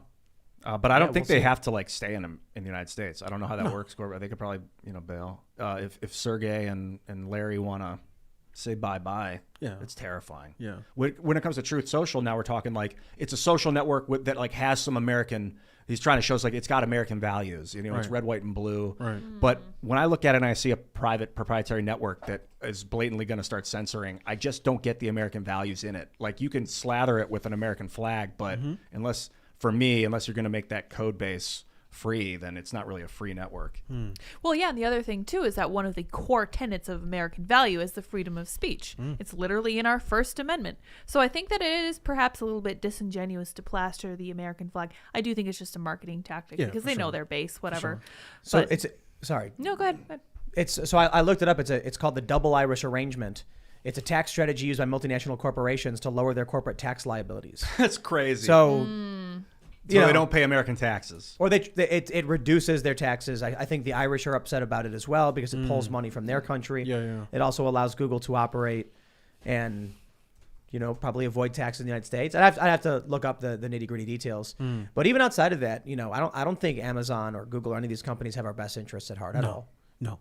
And I mean, it's not just the companies. I remember a couple of weeks ago when I was doing research for a column, I saw that the head of the AFL-CIO, I think, was basically either explicitly or sort of tacitly taking the position of the administration on vaccine mandates. And I was like, this is one of the largest unions in the country. They should be advocating on behalf of their workers. But in many respects, the Democratic Party today is much more responsive to the needs of the board of the New York Times than the board of major trade unions. It's a different day and age, and I think where you see the companies going, you're going to see all of these other supporting institutions go as well. I got follow up on that. Monsanto. They were an American company based in Missouri, but then they got bought by Bayer, who is a German company based in Germany. I don't. I was watching the Joe Rogan episode with James Lindsay, and they start talking about Vanguard and BlackRock and State Street, stuff like that. And then I'm just sitting there thinking before I heard that episode, I was kind of worried about what was going to happen to this show because, Ian's over here talking about Monsanto. We're talking about, Google's tax holdings and Amazon. And we have deplorables on this show frequently. And then we get swatted a couple times. We get DDoS attacks. I'm like, sooner or later, they're going to try and stop us from having this conversation however they can. But then I saw that Rogan episode and I was like, they lost. They lost control. They lost control a long time ago. It's done. When the biggest podcast is just, they've lost any kind of centralized ability to manipulate. It's like we're breaking through. They're still in the pilot seat, but they're like dials are not responding. Yeah. But that's like where we're at in the story right now. Panicking. Yeah. Yeah. I don't know, man. Yeah. So I was saying this before, like feeling pretty optimistic. So, you know, it's that Bill Maher stuff. It's the Joe Rogan stuff. It's where the conversations are actually happening. And if the conversations in the media are faltering, they're not breaking through. Give it 5-10 years, and they won't be a part of any conversation. Yeah. It's only a matter of time before, you know, you're going to be turning on the news. And actually, Joe Rogan already sets the news cycle in a lot of ways. Yeah. Based on the things he talks about. Yeah. And that's it. I mean, that the New York Times commanded that power a long time ago. Now they're losing it. I would Now agree. we're taking it back. Yeah. Do you see a stink bug flying around? Oh yeah, but I watched was your eyes like, watching. is anyone going to disagree? No, well, or- I agree with you. And There's a stink bug flying around. I So think a everyone- lot so about- everyone paused. They were like, "What is that?" I thing? think about like the power structure. This kind of comes to my mind once a week or so, and like because as we're talking about it a lot, like there is a very dark underbelly of power in the world. There always has been, I guess. And it's like if it doesn't like you, it will try and step on you. But you can somehow, I know you can work with it, and we can change it for the better, whatever that means. Yeah. Destruction and creation, the inevitable yin yang of our species. Well, I do think that's what we're doing. And I kind of, in some ways, I feel like we're kind of rising to take the place of some of these commentators. Not necessarily straight news. In my instance, you're more the journalistic side of everything, although I do like to send you stuff. But it's like they're so obviously losing. They're losing on the political front. I get the impression that 2022 is going to be, for lack of a better term, a bloodbath, and that it will be very red and very splashy. I don't think we've ever seen anything like what's coming in 2022. That makes me optimistic, but I won't bet the house on it, you know. Hold your horses. Yeah, there. no, I I don't think I know. hear your thoughts. Yeah, You know, hopefully. you get it starts looking really, really good, and then all of a sudden it's Yeah. like, oh, the mail-in ballots came in Oh, late. yeah, look at thinking about that. People need to track this because in 2018, I was looking at everything going on in the media, and I said, I feel like the Republicans are going to win 2018. Yeah. And then initially they did, and the reports came out and it said no blue wave. The Democrats couldn't hold it, but they said, wait, we're still counting. Then a couple weeks later, they're like, there it is. There actually was a blue wave. The mail-in votes came in, had to get counted, and then Democrats ended up winning. So I'll just put it this way. Without getting into the nitty-gritty of all of the underlying conditions, I'll just say policies will change. Policies have changed. Yeah. And the Democrats are trying to ram through their voter overhaul, which could change everything. And the polls may be irrelevant. Possible. What could it change? What's the voter overhaul thing all about? So there's a couple things in it. For one, it effectively nationalizes elections. If any state wants to change a rule, they have to go to the DOJ first or something ridiculous. It allows, it creates automatic registration. It makes election day a national holiday. And it is completely and unquestionably unconstitutional what they're proposing. Of course. They want a voter month instead of a voter day. Okay, that I can kind of get into. Well, that's a violation of the Constitution, so it doesn't matter. I don't like stuff into one day because some people are busy on that day. That's too bad. That's why you make it a holiday. I Yeah, agree there with the you go. holiday. Yeah, sure a I like holiday. that. Yeah. Make it a holiday. You have one election day. That's the way it's supposed to be done. Because when you open it up to several weeks with mail-in voting and early voting, you open up inconsistencies. I'm not talking about fraud. I'm talking about sometimes, because we've got the RV for we're building out the mobile studio. No idea where the keys went. Why? We haven't picked them up in 3 weeks because we're waiting for the crew to come and do work. You just forget what you did with it. Yeah. And so having one voting day where everything is planned, regimented, and according to the Constitution, I think it makes sense. I do think there's questions about population density the founding fathers probably didn't consider. Fair point. But you can't just be like, we're gonna pass a bill that violates the Constitution, and if you don't do it, then you're evil or something. You're a bigot. Yeah. Well, Yeah, you're a far right. Yep. You got to pull this really tight because if you leave any gaps for any kind, not for fraud necessarily, but for human disorganization, it's something that we have to factor in. Oh, yeah. Humans are a little bit disorganized. I think we might have figured that out from the last 2 years. Holy cow, it's ridiculous. I keep talking about how it seems like the world is built out of toothpicks. It's ridiculous. I never knew how frail our institutions were until this crackdown. You know what's really crazy to me is like as you get older, and when I was younger, I look at these big systems, the CEOs, the politicians, and the things they do, and it felt like everything was very formal and planned and strategic. And the games I would play with my friends, where it's like we're gonna play freeze tag, and the rule is, if you're touching the slide, it's glue, so they can't tag you, and like you just make these rules up and you implement it. Now that I'm older, I'm like, man, that's really is everything. That's what they're doing. No, it is. It's like when you look at Congress, like when we had Marjorie Taylor Greene here, and she's like, you go into Congress and there's like 5 Democrats and 5 Republicans, and they're voting on bills just by grumbling and groaning, and it's like, no one's actually listening to or reading Yeah. these bills. Yeah. I was like, yo, it's no different than a bunch of kindergartners being like, I get to play with the football because I have brown hair and brown hair goes first. Yeah. It's like they just make it up. I remember when we were starting up Minds and I was learning about business. It was basically a mentorship for me to learn about business. And I was like, how do they like say what their business is worth? How do you tell people what your business is worth? You just make it up. Yeah, My pretty company is much. going to be worth 50 million in 5 years. Why? Because we're going to sell 100,000 of these. And then the year after that, we're going to sell 1 million of them. And it's just, do they believe you? If they believe you, your company's valued at 50 million. Yeah. Yeah, I know. It's amazing. Sounds like every Shark Tank picture I've ever Yeah, heard. seriously. Yeah. I mean, I'll say this as it relates to the elections, right? I think the last 2 years have shown that politicians are not particularly good at fixing issues that affect millions of people.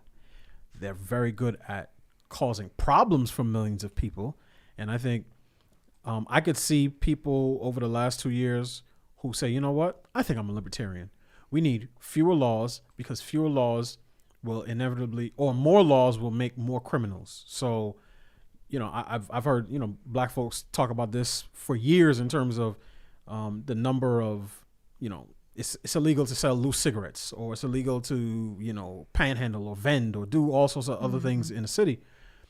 But the more laws you create, the more opportunities you have for police to come and enforce them. And I think for a lot of people who may not have necessarily cared about, you know, loosey laws in New York City, they certainly care about having to wear masks outdoors at their kids' football games. And when you see a lady getting tased because she's not wearing a mask outdoors, it'll make you think, okay, do we really want to give, you know, our elected officials more power? So I understand the libertarians. I understand the new conservatives who say we just want smaller government. Too much government is causing too many problems in our lives. But one thing I hope all Americans do is to stop thinking that the people we elect to Congress, whether on a federal level or a state level, are going to fix our problems. That's one of the biggest problems that I think, and it just goes from, well, this party will fix it. No, this party will fix it. And I one of the things I like about, you know, what I see in terms of the decentralization of information and people starting new businesses is that, you know, small seems to be better. I love to see people, particularly young people, who say, you know what, I want to start a family. I don't want to be a wage slave for my entire life. You know, I think getting back to those first order things, family and church and institutions and community is one of the ways we come out of this, because if we put all of our hopes in elected officials, we've seen that they're going to let us down every time. Church. Yeah. It's Yes. crazy. It's crazy. You know, I think watching the religiousification of the country, religification, Yeah. the increase in secularism. It's not even a question of faith to me. I think, you know, there's obviously many people who are Christian will argue that, you know, faith in God is a requirement, or you know, for the religious reason. But there's no meeting place anymore. There's no gathering. There's no Yeah. conversation. There's no cohesion. So Seamus, for instance, who's a good friend of ours, and he'll probably be here this week, you know, he goes to Mass. Yes. But when he goes there, he meets people. He communicates. He shares ideas. That alone is a powerful force in Yeah. creating and making sure communities stay together and stay Yeah. strong. Yeah. You know, my You problem, lose that, you don't got anything. When do you talk to your neighbors? I guess the problem I've got is I feel like the church co-opted community along the way. The Catholic Church was like, we are the authority. You come to us if you want to congregate. We want to oversee it. I think you should talk to Seamus about that, because I think I definitely am Yeah, gonna. for sure. he Yeah, he definitely. probably will tell you. You're wrong. Yeah. Many nights I'm gonna do that Yeah, on definitely. TV, hopefully. I mean, I definitely felt that in my own personal life. When my wife and I, we found a new church, you know, close to where we live now. And at that point, you know, she was going in for, you know, a surgery, not anything major, but it was still, you know, she was going to be, you know, incapacitated for a couple of days. And people just said, hey, what do you all need? Yeah. We'll bring food by. We'll Yep. send you gift cards and let us know if you need help with the kids. And that community really does mean a lot. So again, as a believer, a church's doctrine is important. What it actually believes about the Bible is important, but it's also having that community and that fellowship is really, really important. So you have people there with you when it's time to grieve, if somebody loses a loved one, and you have people there with you when it's time to celebrate. Like one of the couples, they just had a baby boy, and that's one of the things that we celebrate. We send it around the newsletter. Everybody's praying for them. Everybody's, you know, volunteering to help them. And I definitely do think that church is obviously a very, very important institution. I'll give a shout out to Luke, who is no longer with us. Luke Rukowski. He's in Florida. In a better but place. yeah, he's in a better place. Florida. Yeah, Florida. No, West Virginia's pretty rad. But he had a video from 10 years ago called, I think it's called "Just Keep Going. You've Got Nothing to Lose." I recommend it. Everybody check it out. And he just talks about how people, millions of people are traveling on the subways of New York every day, and they never talk to each other. Oh yeah. So he decided to start talking to them and asking people questions, and he shows like they're laughing and they're getting, they're getting along with each other and stuff. And I'm like, it's a great video. It's got the piano music in the background. That's on Luke's channel over at We Are Change. You definitely check out that clip. Seriously, it's a good video, and it's like 10 years old. But it's amazing. He's right. New York, a city of millions of people, and people never talk to each other. Oh yeah. They have no place where they gather and share ideas. You know what I mean? Yeah. I mean, Universities, perhaps, yeah. but it's not the same. and a lot of the kids at the universities, particularly if there's like NYU or Columbia, they're not even New Yorkers, right? So it's I do think technology has accelerated that process. Everybody gets on, head in the phone, headphones on. Yeah. But even as a kid growing up in New York and taking the subway, you're right. You definitely weren't talking to people, especially people you didn't know. I get on, I eat my beef patty, I drink my Snapple, and mind my own business. That's it, huh? So Well, I think there's such a distinct overlap between the town square and the church. For example, I've been going to church for the last, I want to say month, maybe month and a half, and it is incredibly refreshing to be around people they're very nice, they're very generous, they really care about what they believe, they're talking about the mask mandate, and it's a very interesting way to see how this stuff is affecting real life people. But you start to get a sense for what you've lost when you no longer have a church backbone. And I don't really even care if you believe exactly what they believe, and I don't think they do either, because they will support you. They will bring you, your casserole if you need help, and they'll take care of your kids if you need it. And I think that's big part of what we're lacking. I got a feeling it's mostly about the community and the belief in God or whatever, some sort of energy field, like all that's bigger than this bigger than you. hard experience. Yeah. Whether or not it's church, I don't know. I never really have gone to church. I went a couple times when I was a kid. One time I got stung by a bee. I went to an outdoor church, and I was like, I think that's a message from God. I'm not gonna do this anymore. My parents never took me. We never went on Christmas or any of that. But I've learned in my adult years that this God energy seems to be real, and even scientifically, it seems to be real. So but that alone is not enough. The community is so important. So without church, I haven't really had much community. I mean, where do you go for community anymore? The internet chat rooms? I hope not. I mean, No. That's where I was going in 07, Two things really quick.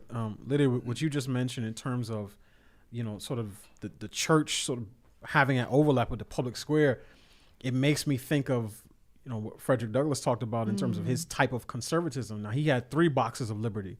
Oh, yeah. The cartridge box, the ballot box, and the jury box. I would add a 4th one, which is the soapbox. Oh, yeah. Right? Being able to sort of express different views. And I think social media can play that role at times, which is why censorship is so detrimental, is because it stops us from being able to talk about things and share things. But the other thing that I thought of, even when you mentioned, the belief in God, I'm sure you all are familiar with Yuri Bezmenov. Oh, yeah. Yeah. When he gave his talk on ideological subversion, and he got to the end, he says, okay, how do you get out of the demoralization, phase? He gave an answer that I did not expect. He said, God, faith, you need something that's bigger than yourself. Yes. You need something that people will actually be willing to die for. Because he said nobody's going to die for 2 + 2 = 4. But millions of people have died for the things that they really, really, really believe. And I thought that was a powerful point. And I didn't expect to hear it from a, ex-KGB officer. But I think we're seeing, particularly over the course of the pandemic, that belief, family, friends, all of those things are important, because you can have all of the material goods. You can have everything delivered by, by Uber or some other service. But if you don't have family, if you don't have friends, and you don't have anything to believe in that's sort of outside of yourself, it's tough. Let's go to Super Chats. If you haven't already, smash the like button, subscribe to this channel, share the show with your friends, get your Super Chats in. We'll read as many as we can get to. And go to timcast.com, become a member. We're going to have a members-only, uncensored podcast going up around 11 or so p.m. But let's read some of these super chats. We got Matt V. He says, please get Tom Woods on. Working on it. Author of Nullification and Michael Malice's mentor. Partial joke. Tom Is, Woods. Jury nullification? Is that what his nullification book's about? I don't know. No, I don't know. It's just Nullification. Yeah. Cool. So we're going to try and get him on. Yeah, I'm working on it. He's very, very busy, but yes, Very busy guy. What did highly you say about Michael recommended. Malice? I missed that last part. His mentor. Oh, that's Michael Malice's mentor? Yeah, I don't know if that's actually true. I believe it is. Yeah. Oh, really? Yeah, they done Oh, podcasts wow. together. Nice. Really? Yeah, he's so he's great. like Tom's like awesome. Michael Malice but better. So we don't need to invite Michael anymore. Oh, I'll let Michael know. Michael is always welcome on this show. We're big fans of Michael Malice. He's one of the best trolls ever, and I look forward to him as press secretary. This is going to be one of the greatest moments in American history. Yes. Absolutely. The media deserves it, you know. Oh, they sure do. All right. What is this? Murph says, gotta give a super chat for Ian's late night smooth jazz radio host intro. Keep being you, bud. That's great. Okay. Hello. Coming at you Ryan live. McCafferty says his name is Luke Rudkowski. Is it? Yeah. Well, the last time Luke was here and left, we made the same joke. Luke's in a better place. Yeah. Florida. Yeah, Florida. Never Yeah, stops yeah, being yeah. funny. All right, let's grab what we It got is here. warm there. Bitcoin event, huh? Stan says, if you're going to the Bitcoin event, look up Anthony Pompliano, the best business show. Great crypt and business guy, Miami local. Yes, Also I very think we've busy. actually reached out to him before about coming on, but going he's down. also a super busy guy. So people need to realize too, it's you know, these big podcast hosts, they have their own shows. You know, like Anthony, I'm pretty sure he does his own show, Yeah. right? Oh, yeah. So like asking them to, you know, cancel their show to come on ours is just, it's not going to happen. But we're lucky enough that people like Alex Jones are always willing. You know, True that. he's fun. He's fun to have around and have a conversation with. Ben D says, my House rep held a town hall call today, and after I asked a question about misappropriated wasted federal spending, my chat function was disabled. Nice. Wow. Nice. That's like sitcom level humor, you know? We got to that's a good sketch Yeah. idea. Crying tears of joy. Crying tears of joy. All right. James Rogers says, guys, we're not going to war. It's not around the corner. It's all media bait. We didn't go to war over the USS Pueblo or Gary Powers, and these were legit acts of war. Troops are forward deployed for MAD deterrence. That's all. Yeah. You know, we'll see for sure. I'm just saying I think it's possible, but I don't think Biden could handle it. And I was reading that he's scared because he'll botch it like Afghanistan. I did see that Britain wants to back the suspension of Russia from the SWIFT payment system. That's something they've been talking about since 2014. That's I wild. looked it So up. they're trying to Yeah. do the economic route. I don't Yeah. think no one wants a hot war. Yeah, I know. Most people don't. Waffle Sensei says, Ian, if Luke is returning to Dagobah because he's Skywalker, does that make Tim Han Solo, Lydia Leia, and you Chewbacca? Yeah, definitely. Because I approve that message. Great. I love you. Thank you. I don't know about any of that stuff, but Ian as Chewbacca, I think actually kind of makes sense. You're not the Definitely. first, and you won't be the last. Yeah. Yeah. That's basically how I sound anyway to people who don't understand me. All right. Alex says, no Luke, we nuke. In all seriousness, though, Kyle Rittenhouse was just on Candace Owens' show. Any chance you could get him on the show? Perhaps. What I said last time is, you know, after he was found not guilty and we all celebrated, congratulations, and we were very happy to hear that he was, you know, justice was being served properly. Everybody's, you know, trying to get him on the show. He was on Tucker, and I was like, well, let's wait until we're a little bit past this, and then we can bring him on to talk politics with his voice on the, like, I don't like the flavor of the month stuff. Yeah. If we're going to have him on, it's going to be for him to talk about his ideas, his experiences, and what he thinks moving forward. He's very young, as too. opposed to like everyone's Google searching his name, so get him on the show now. Yeah. And I'm not accusing anybody of having done that. It's just what media companies do. You know, so I went through it with Occupy Wall Street. After Occupy, I get all this press attention, and then they're like, quick, hire him. And then I was just like, dude, you only want to hire me because there's press that you want to buy. Like, I don't want to be involved in that, man. All right. Yellow Cafe says, did Luke leave the show, or is he just not present today? If he left, why did he leave? If he's just not present, when will Luke be back? Luke was really scared, you know, after, with all the security stuff going on. He actually cried. He did. He, I think he peed his did. pants. I gave him a That's hug. right. Yeah, that's right. He was, He was crying. so sad. He was crying, and he hid in the closet. Yeah, he did. And he's not here to defend himself or So we refute can say all this these stuff. accusations. So it's too bad for him. Okay, no. In all seriousness, Luke has always just been our winter friend. He comes when it's colder Snowbird. up north.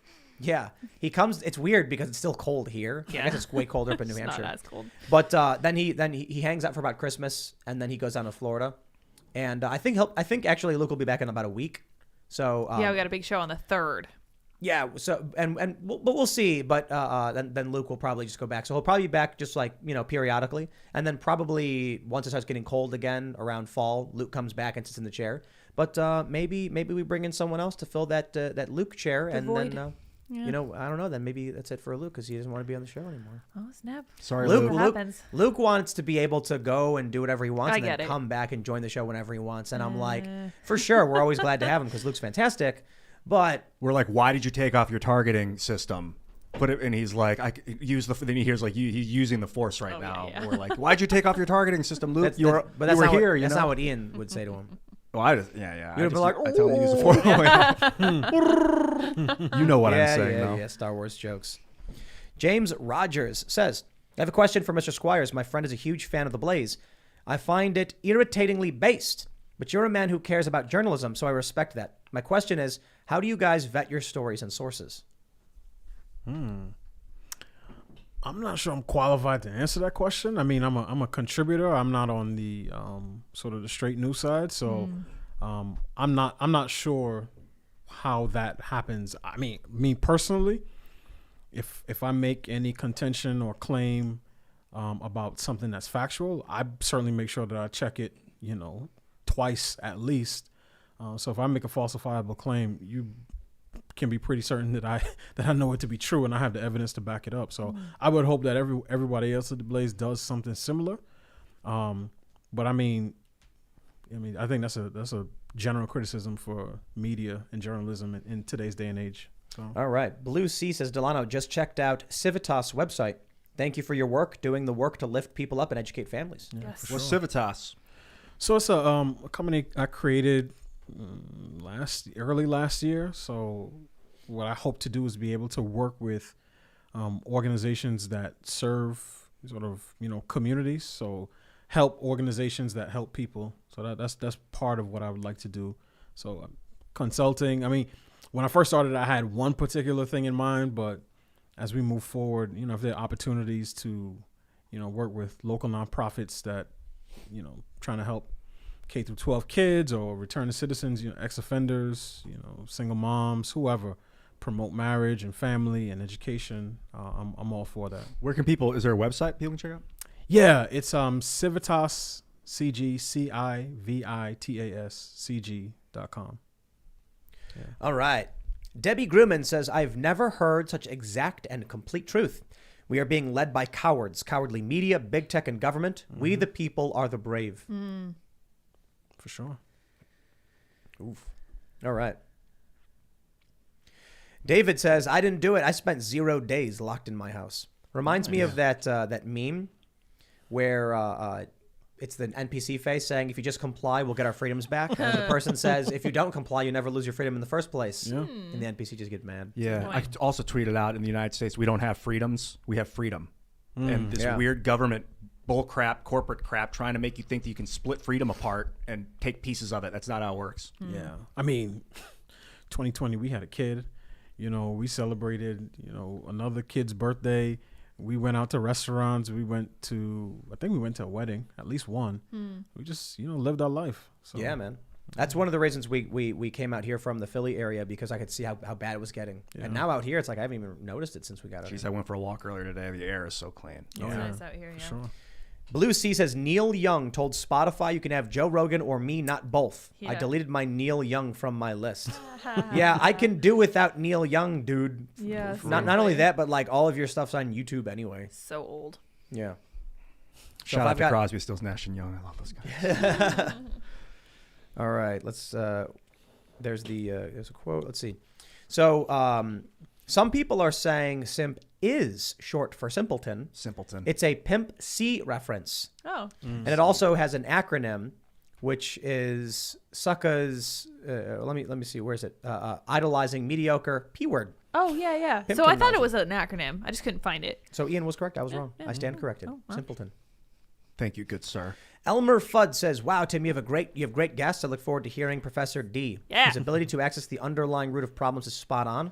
I learn something from him every time I hear his assessments. The fruit of his message is hope. Woohoo! Respect. True that. Respect. Wow. Very nice. All right. Carl Andrews. Oh, man, this is a big one. This is a big story. Last week, a truck carrying 100 test monkeys for CDC crashed in central PA. Started out 4 missing monkeys and changed to 3.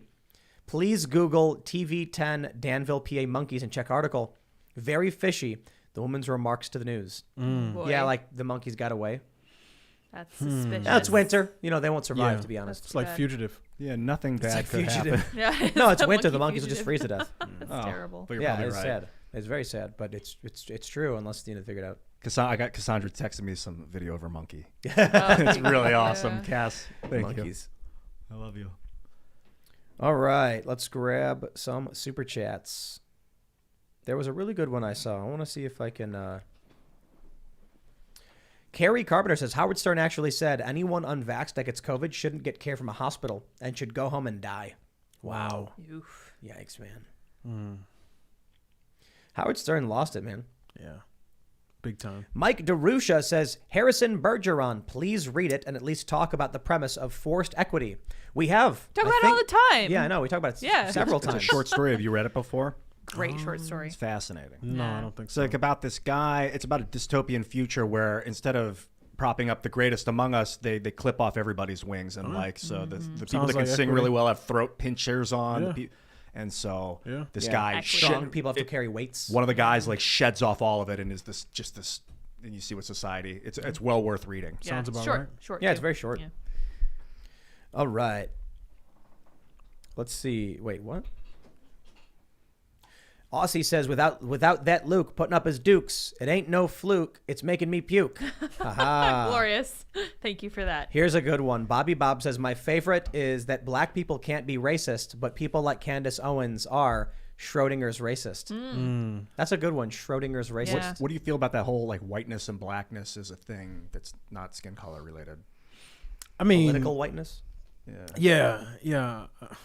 I mean, these concepts are so, in many ways amorphous that they just get used by whoever wants to use them for whatever purpose they have at the time. So when the National Museum for African American History and Culture came out with this thing about, white culture and whiteness, and it listed the nuclear family and objectivity, I was like, this kind of stuff is trash. It's bad. It's bad sociology. And again, I always try to reach for something sort of that underlying problem. And I think bad sociology flows out of bad theology. So when you don't understand the nature of human beings, you're bound to take things that are common across people and ascribe them to whatever characteristic is different in that particular person. So I think a lot of it is junk. And then to your point, once you go from blackness being something about, phenotype and looks and genetic background to political views, then the ship has sailed altogether. So political blackness, I think, that concept is nonsense. Yeah, I agree. Because Luke, who's Polish, they call a person of color, and he's got blonde hair and blue eyes. But for real, they say Slavic people are people of color because it's political. It's not, makes no sense. Yeah. All right.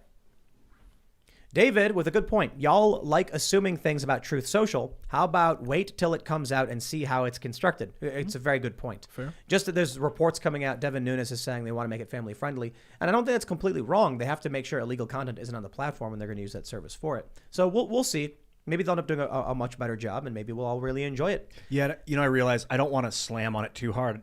I'm just pointing out warning signs I see in the beginning. But I went through this with Chris Pavlovsky at Rumble. There was a time when I was going hard on when Dave sold locals to Rumble, and I could have turned on Rumble and just been like the demon, proprietary, bad. I don't want to play that game because we're all in this together. And the people that build Truth Social might end up making a fantastic piece of software with it. Same is true for Getter. When someone said you may have, killed Getter, how do you feel? I'm like, not good. Getter might be bad in terms of, Getter might be worse than Gab in terms of free speech, but they're better than Twitter in terms of free speech. So for all of their faults, it's still an increment in the right direction, I guess. Yeah. Take what you can get, Here's some praise. E. Jackson says, love Delano, our modern Thomas Sowell. Praying, praying God gives him an even bigger platform. Thomas Sowell is still around, though, isn't he? Yeah, He is. Yeah. He is. All right. Yeah. Be a good show. Have you talked to him? I have not. When I see comments like that, I think about Bill Parcells and what he said about Tony Romo when he first started to get a little bit of shine. He said, "Put away the anointing oil." So, like, I'm just trying to grow where I'm planted. Yeah. Yeah, man, do your thing and High let praise, it go. though. It is. But Thomas Sowell's and I appreciate that. amazing. Yeah, of course. Oh, Yeah. yeah. Smart fella, man. Yeah. All right. What is this? Jeffo says, have you guys heard of Quux? It was created by Millie Weaver, who used to work for InfoWars, but is now creating this great device, even better and secure software. I have not. I know nothing of this. Take a look into it, though. Seems like something Ian's. How do you spell? QUX? QUX. Anorak says, last I knew, the people who think they are animals trapped in the wrong bodies were called Therians, as in therianthrope or animal person. Furries are people who like stuff with anthropomorphic creatures. Humans are boring. Yeah, furries dress up like cartoons. Mm-hmm. They don't dress up like actual animals. Such, like they're animals, but they're like cartoon animals. Yeah. And there was I was reading an article about it, and like one of the furries was wearing like Mega Man armor. So they were like a wolf Mega Man, I guess. And I'm like, that's clearly not an identity about being an animal. They're like Mega Man, but with a wolf face. So whatever that was. Oh my gosh. Hey man, people can do whatever they want. Cosplay is fun, you know. Yeah, Weird. it's when I saw one being like, but it's when they take their fantasy cosplay and then they want to dictate other people's behavior. That's when I take issue with it, like putting the litter box. Apparently that didn't happen, the litter box in the bathroom. Yeah, we But don't know I about that. think there was an Well, there wasn't that a Joe Rogan joke? I don't know. Haven't heard one? that one. I did Maybe hear it that. wasn't Joe, but some comedian said that they went to they were at a show and they went to I think it was Rogan. They went to a hotel, and the hotel had a furry convention or something. Oh my gosh. Google it. So there's I heard that recently. I did hear there was a teacher who got in trouble for not meowing back to a student. But No, I wasn't able to there's confirm. no I thought she way. got fired, but I gotta check that out. That I'll double check can't that. be I'll fact real. check myself. I don't know, man, but I don't know. At this point, I'm willing to believe anything. Yeah, you guys. honestly. Yeah, I mean that's a sign of a civilization in decline when you can't distinguish between truth and satire. Yeah. I gotta tell you, man. All right, here we go. We got a mean one for Ian, but I'm gonna read it. Thanks. Brian says, Ian is birth control. Get rid of that anti-American hippie, please, and thank you. About to unsubscribe with the others over this anti-red, white, and blue rhetoric. I think that's supposed to be like over-the-top sarcasm, right? I am the birth control. No, I mean like the point about unsubscribing is just they actually like Ian so much they're making the joke that no one would unsubscribe over Ian's. That's what I'm picking up there. I think that guy got triggered by me smacking Truth Social around. Sorry, I think man. Some so. people get really like emotionally attached to the red, white, and blue American nationalism storyline. I just kind of see a bigger picture. I'm more than happy to argue with Ian over that kind of stuff. But the issue for this show is we want to get our facts straight and we want to have discordant opinion on the show. We don't want to be an echo chamber. Yeah. And so, you know, if your concern was like Ian is factually incorrect and is consistently like that was someone was pointing out, I'd be like, okay, that is an issue. Ian, you got to make sure you read the stuff. And we've had those conversations when like, you know, talk to Seamus about religion and Seamus has challenged you. That's fine. But like someone having an opinion over something when you're more than willing to, you know, entertain the conversation. The way I came at this story was we saw a little sapling growing and I took a huge mallet and smashed it and was like, fascism. And it's like, yo, you just acted really extreme to this conversation. But You did this with Trump the other day. I see it growing into this beautiful fascist tree. So that's why I brought it up.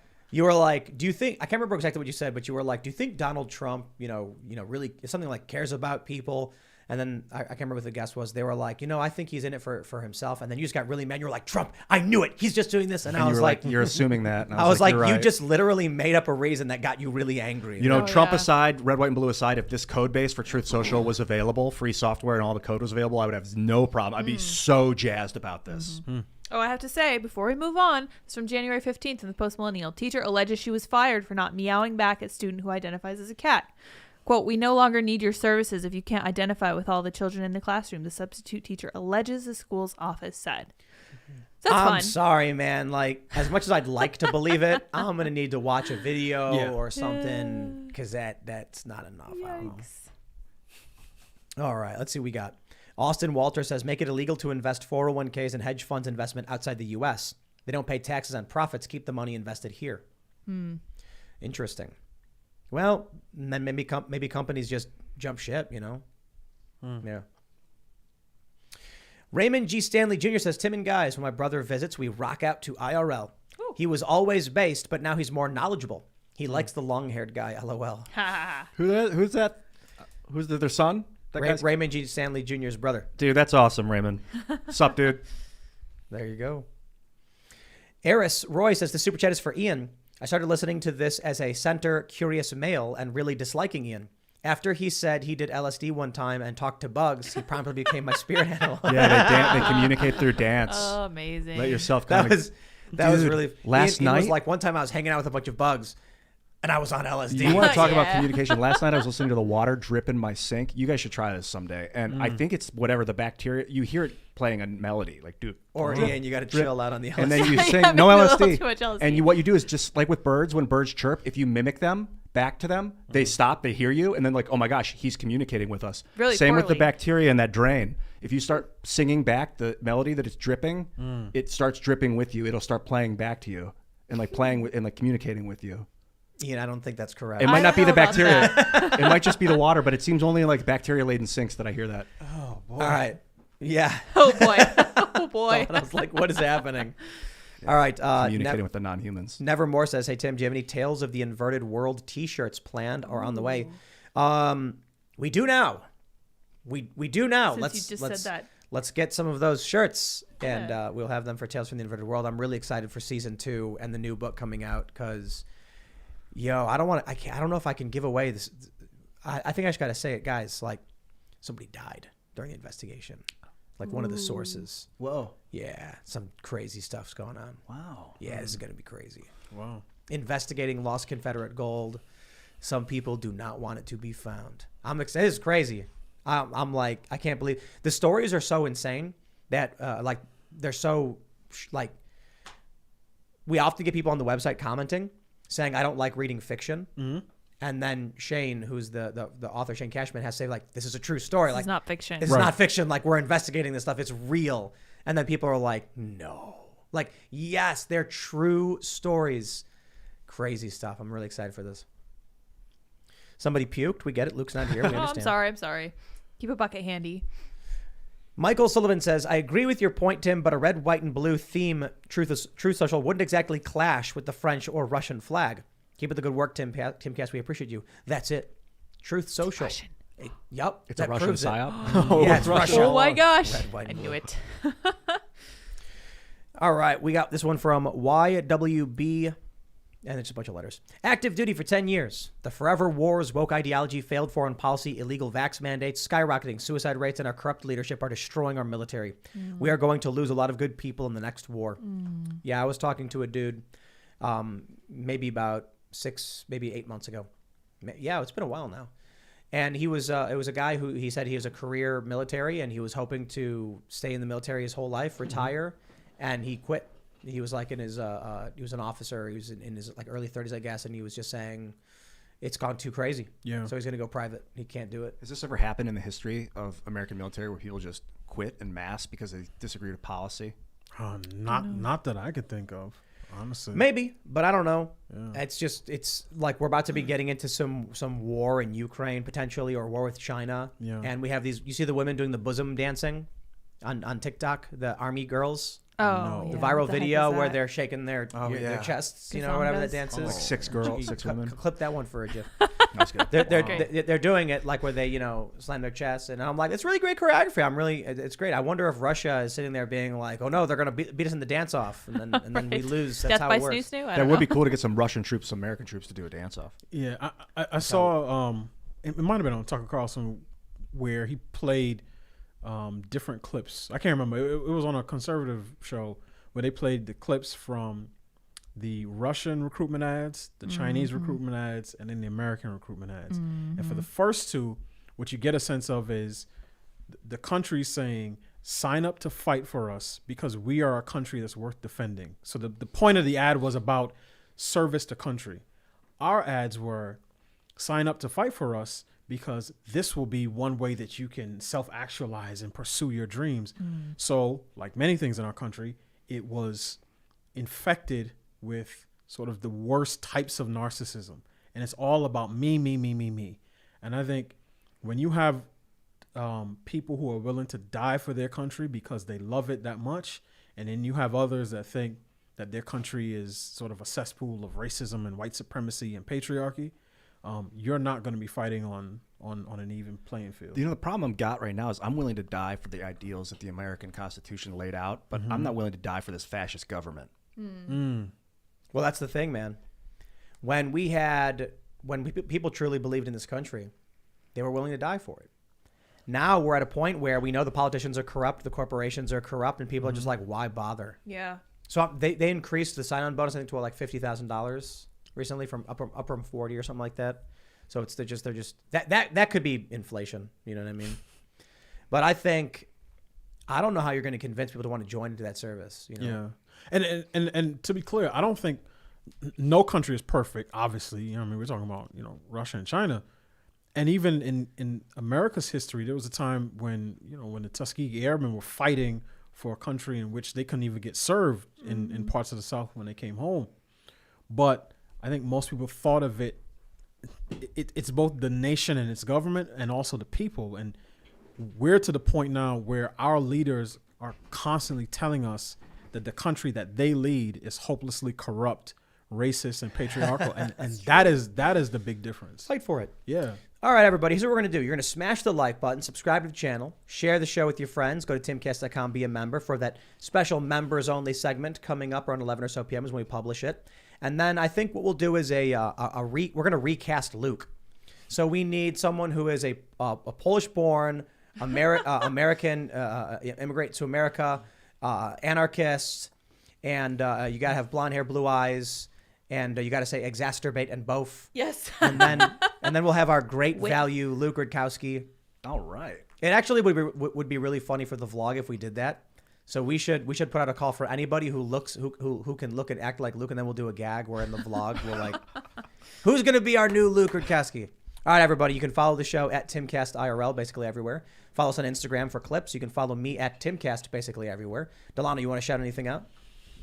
Sure. Again, you can check out my writing on The Blaze. I write columns twice a week and appear twice a week on Fearless with Jason Whitlock. And obviously plenty of shows to check out on The Blaze for whatever it is that you're looking for. So, yeah, you can, and then you can follow me on Twitter at Delano, Delano Squires, Squires. Great to see you, man. Yeah, likewise. And you guys can follow me at iancrossland.net and check out my socials. Subscribe to me on Minds. You can follow me on Twitter, YouTube, Facebook, all that stuff. And Gab, not on my website yet, but I just kicked up my Gab account. And man, the response on that website is incredible. That is a place where people want to communicate. It's very apparent from my first week there, or the last week of mine there. So check me out there, and I'll see you soon. Very cool. So what Ian was saying about bacteria in the faucet actually made me think, because there is a concept called the music of the spheres, which is an ancient scientific idea of there actually being like a music that can be heard in your soul that comes from the planets and all of this interesting stuff. So you guys should definitely check that out. Look it up. I don't know if bacteria are in on it, but that sounds really interesting. Anyway, you guys may follow me on Twitter and Minds at Sour Patch Lids. Man, you know, I'm just thinking now, I'm like, Ian's right, and we're all just the idiots laughing at Yeah. him, thinking we're so much Right? smarter. That's And why then, I don't like, take anything personally anymore. Ian taps into this powerful network of interstellar beyond the veil or whatever. All right, everybody, we're going to see you over at timcast.com, so sign up. Thanks for hanging out, and we'll see you all then. Bye, guys.